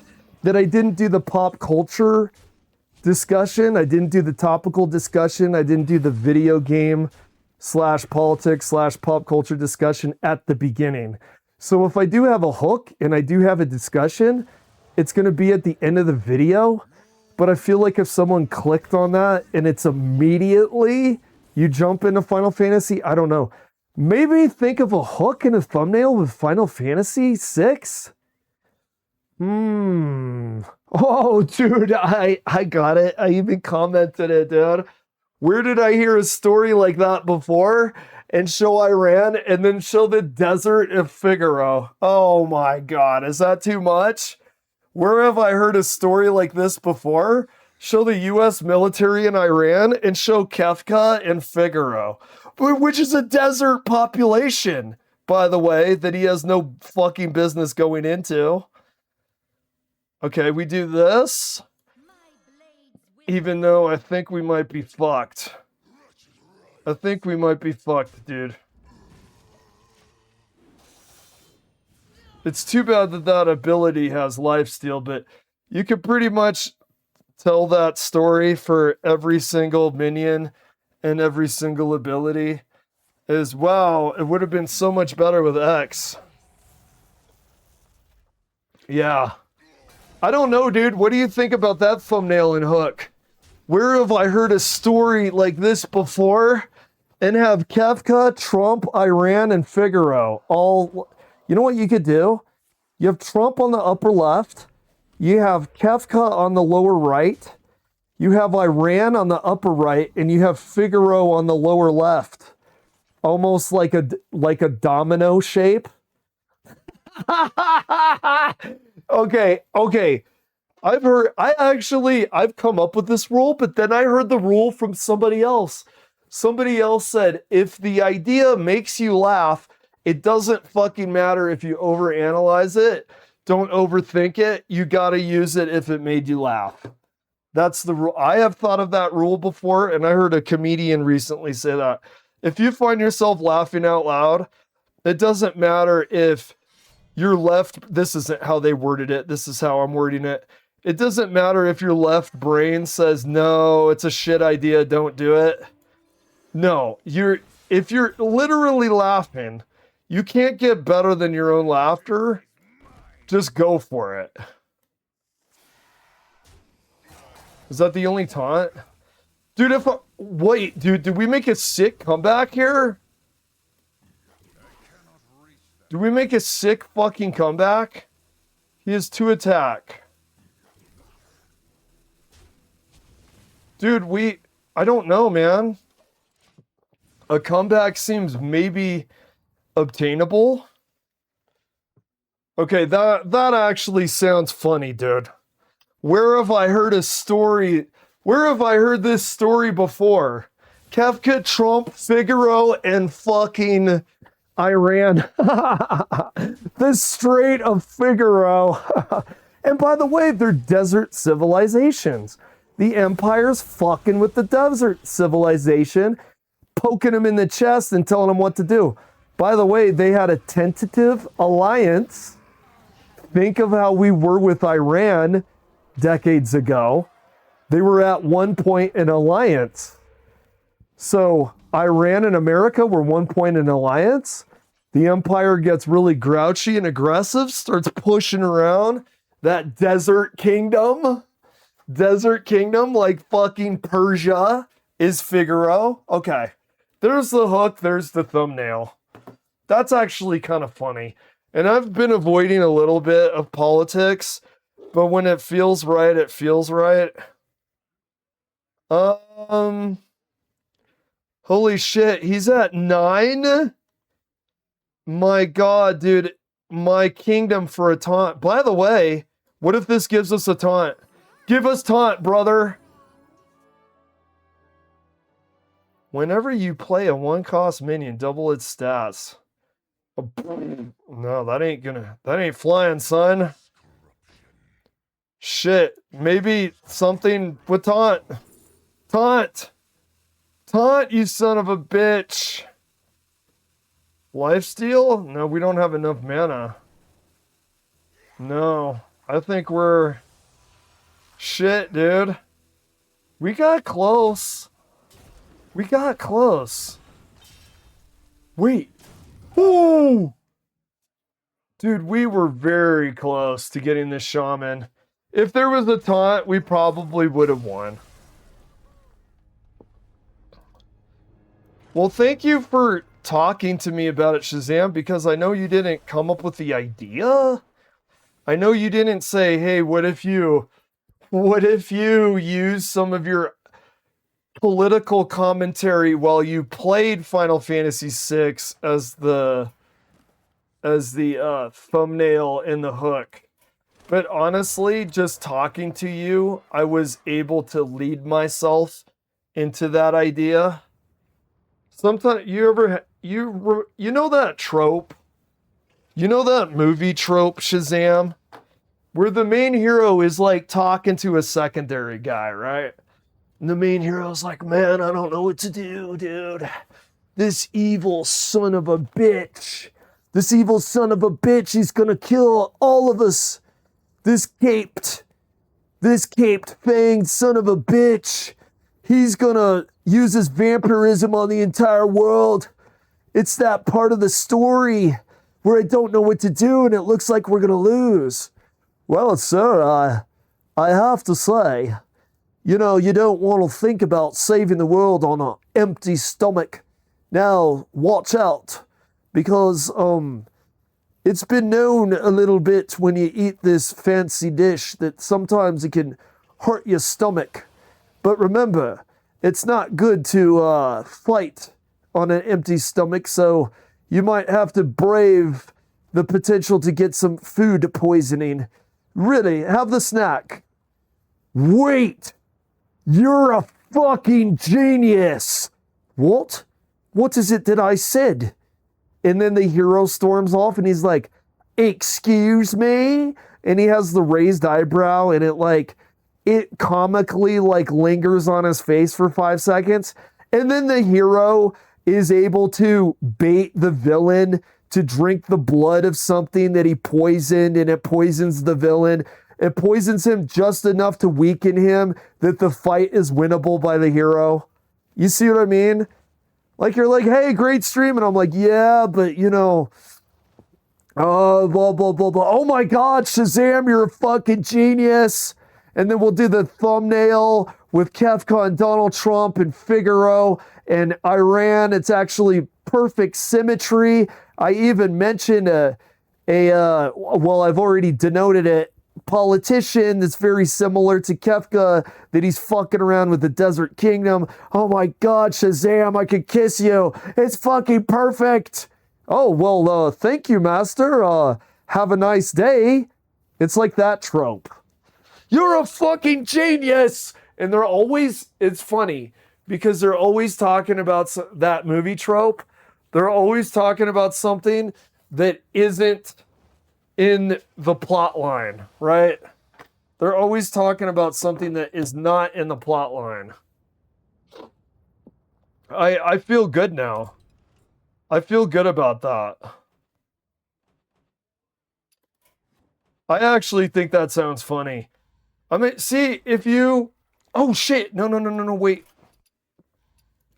If you're quick on your feet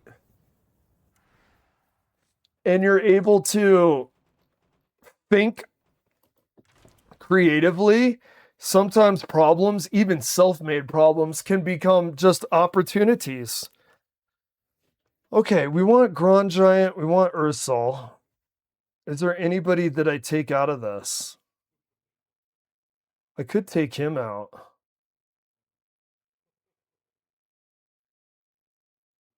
No, I actually like this.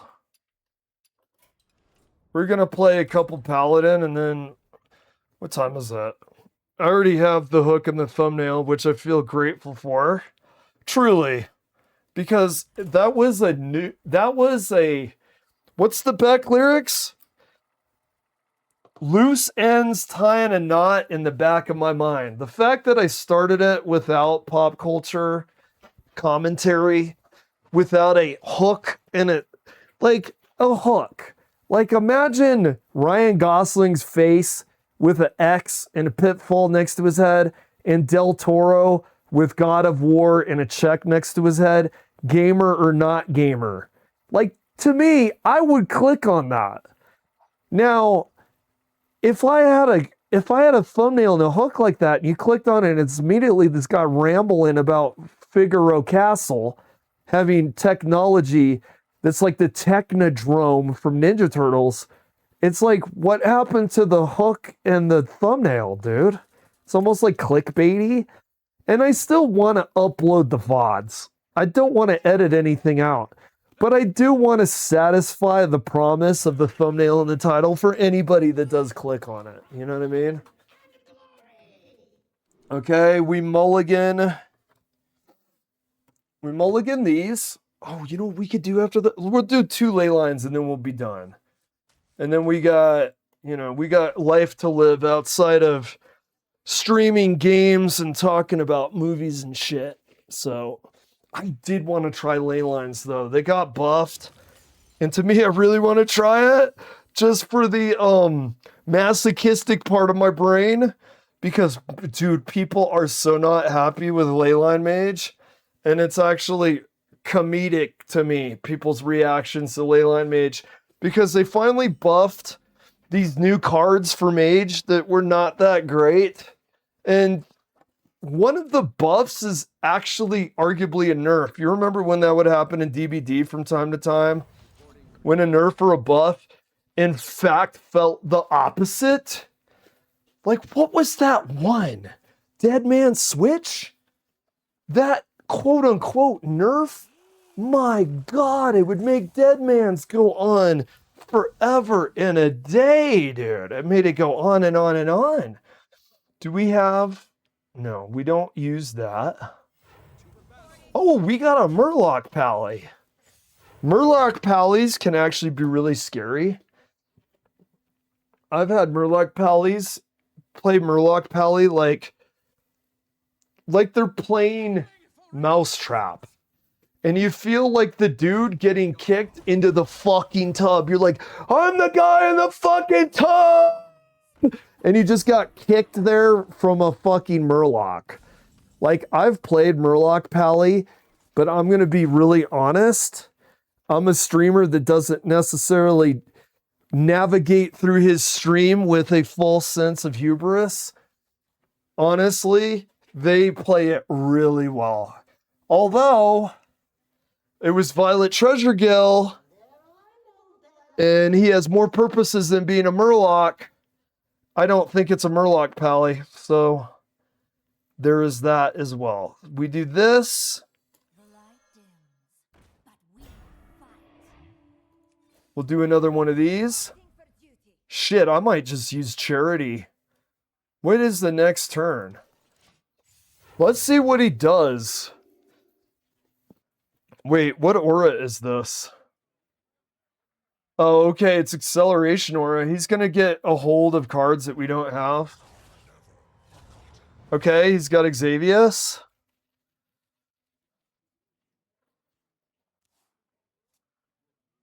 I think we use Torith.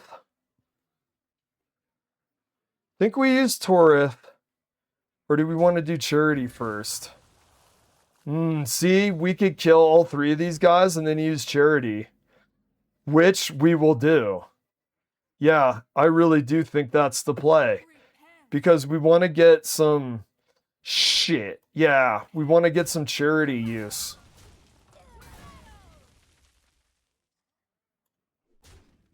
So then we do Charity.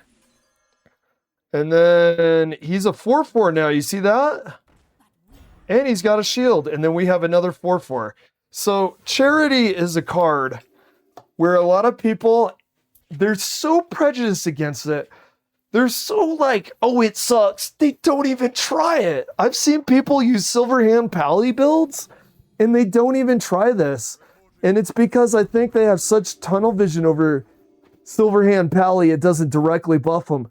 Oh, it fucking buffs them.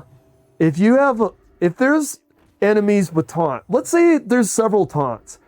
Let's say there's 2 4/4s with taunt, and you got 5 Silverhand Pallies.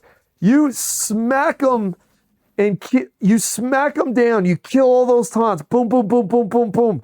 You've sacrificed X amount of Silverhand Pallies. Well, now you slap Charity down on the table, and you have some buffed Silverhand recruits that were not even as buffed. Oh, as they were before. Okay, we do... Oh, we do this, then we do this.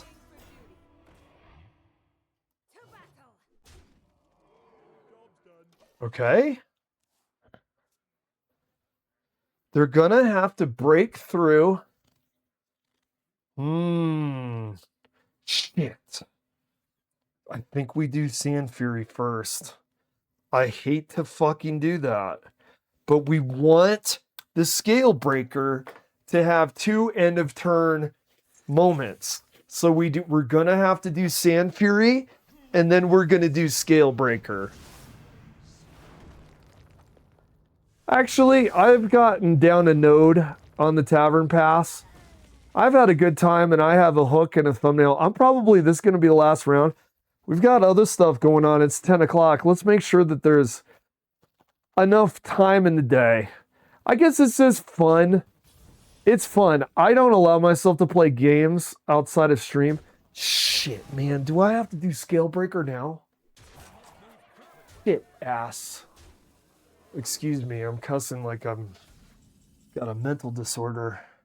Gonna have to excuse me. Damn it. Now, what is... Shoot. How do you get that guy 7-7? Damn. No, I think this might be over. Honestly, the only way through this... Wait, I don't get the spells right away. It's over. Oh. Oh. No, no, it's over. Well played. No, it's over. Do you know what's funny? I'm fucking around with Demon Hunter, and I get wins. And then I lock in with Paladin and say goodbye to your little wins. Say hello to a fellow Paladin. So let me see. Let's do one ley line. Let's do one ley line. One ley line and then we sign out. Because we have some bigger fish to fry. You ever quote a movie and not know where the movie's from? Where is bigger fish to fry? With a voice like that. I've got bigger fish to fry. Is it Christopher Walken? I feel like I've got bigger fish to fry. I feel like I can remember his voice more than the movie, which shows you what a good actor he is. Imagine that for a second. You can't think of the movie, but you can think of the actor. That is immediately high praise for the actor. Think about it. Okay. I have bigger fish to fry. Yeah, that's from something. What is that from? I could YouTube it. I mean, that's what the internet's for. Internet is not for political toxicity or adult video. It's looking up for where was that movie line from anyway? Okay, we do mage. We do... Okay. Fucking ley line. How does that work? Let's try it. You know what? I'm going to try... Actually, I'm going to try... with the build I had. I mean, they buffed Leyline Mage. Oh, shit! Shit! Oh, it's too late. You know what I had thought of? There was a card with Arcanomicon that I think might work. I was using it for Paladin. There's a card for Arcanomicon I think might work because whatever the cost is of the card you play, it's discounted on that card. Okay, we do... I think we just do this. I know that's crazy mulligan stuff, but I don't want to... See, the... Okay? See, it's so hard to play with Leyline Mage. Like, immediately, it's difficult. Because, look, we have it where we don't want to mulligan anything because I don't want to lose the magic buff and I don't want to lose that Leyline because you want to curve into those ley lines. It's very difficult using it. Well, we obviously don't want to use him yet. Okay, it's okay. They'll give us the chip damage, and then ley lines will cost less. Okay, okay. No. The fact that we have... Okay, I'm happy I did it, actually. I'm happy I did it, even though this... What the hell? How's that Paladin have that? How did he steal that card? What is this? Okay, we do this. Her death rattle is she's gonna... Okay, that's good.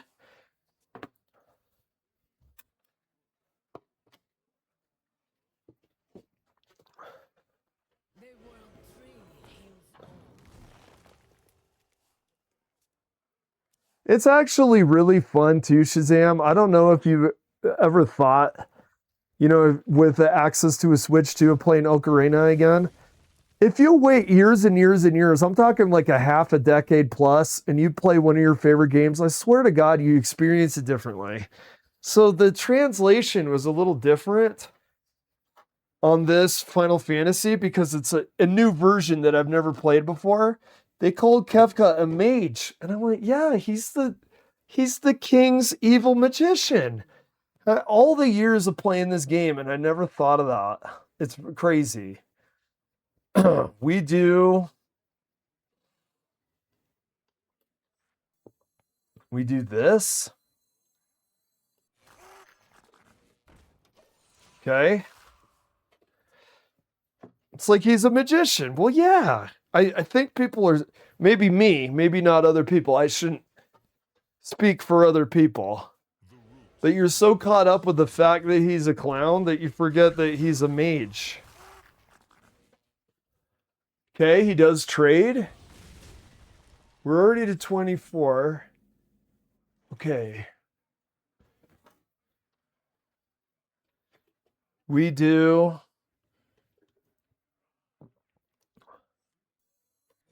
By the way, what a dopey ass card buff. They buff this health, which, as you can see on the board, does nothing, dude. Does that do anything for me? Does it? It doesn't do jack or shit, son. And look, the Arcanomicon is like impossible to play. How the fuck? Look at the board. How the fuck can I justify playing an Arcanomicon when it does nothing for me? When he's got 7 attack currently on the board that he could do to my face, and I have 24. You know what I mean? How do I justify? Look at this. How do I justify? In what fucking planet can I play Arcanomicon? Blizzard. Yes, you made it cheaper. You made it cheaper for a turn that is like a 7 turn where you don't have time to play it because it doesn't do anything for you.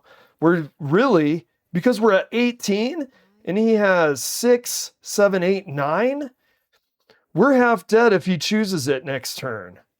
I don't know what they're thinking.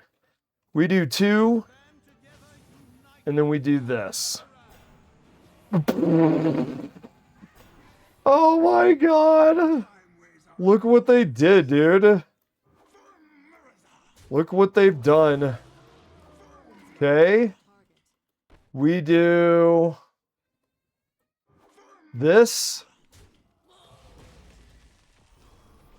I mean, it did do something. It did do something. Let's go to OBS.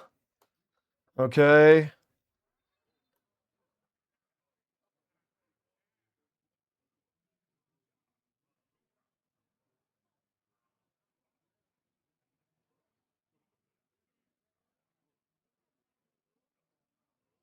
The roots lend their strength.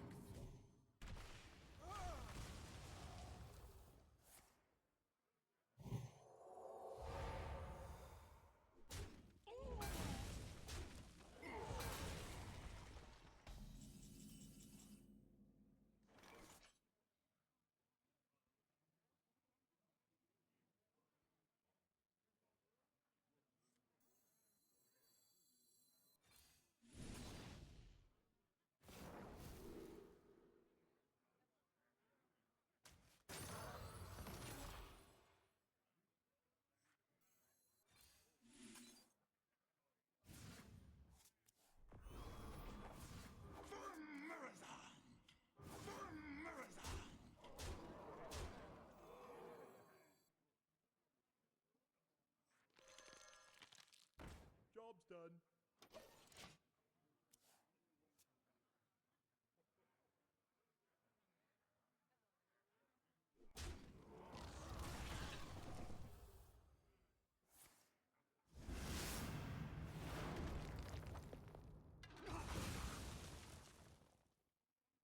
Another realm awaits.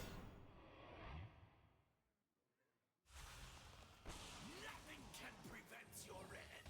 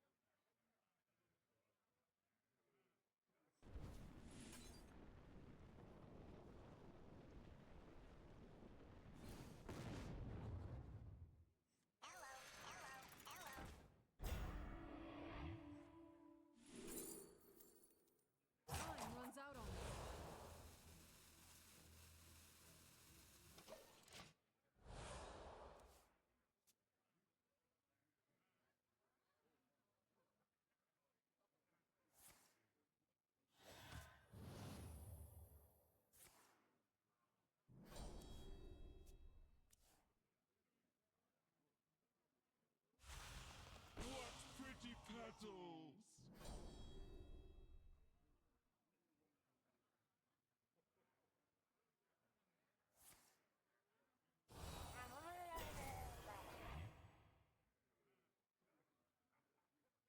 Nightmares are never forgotten.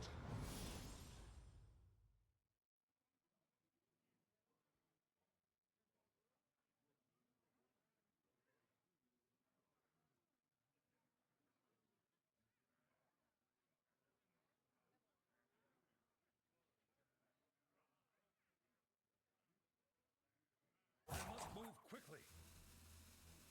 The light dims, but we fight.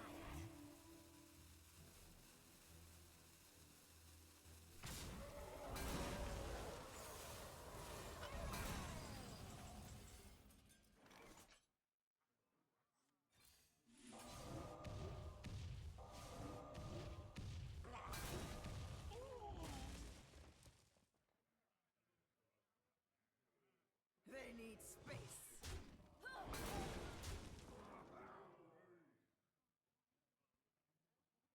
Find me in the dream. Nightmares are never forgotten.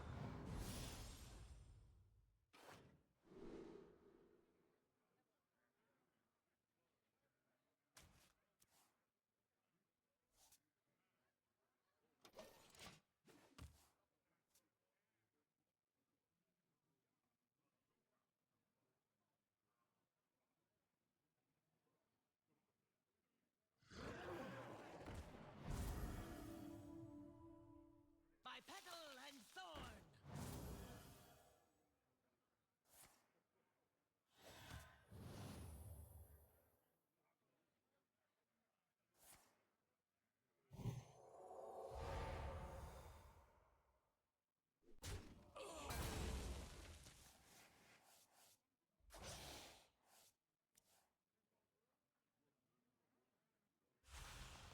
The time ways are ours. The time ways are ours.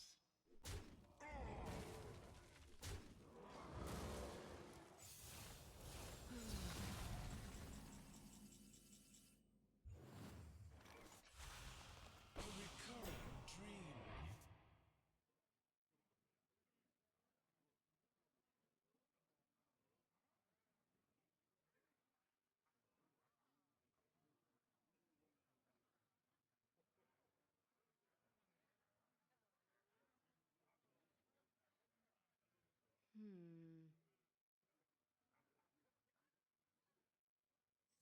Find me in the dream. Arcane might defends Azeroth.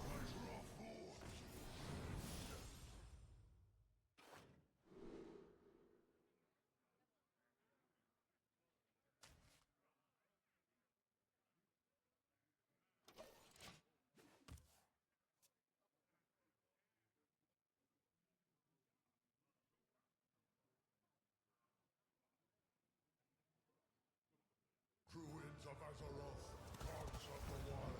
I think that worked. All right. We have now, what is going on here? Forces of We have, okay. All right. Okay, the Wind Fury, huge. Man, that's actually scary with 6 there. Is it over? Is it over? Is it? Oh! No, Leyline Mage, you disappoint me. Is that the best you've got? I would start like quoting Wesker here. All right, well, it was a good stream. I'm going to sign out. Thank you for coming in.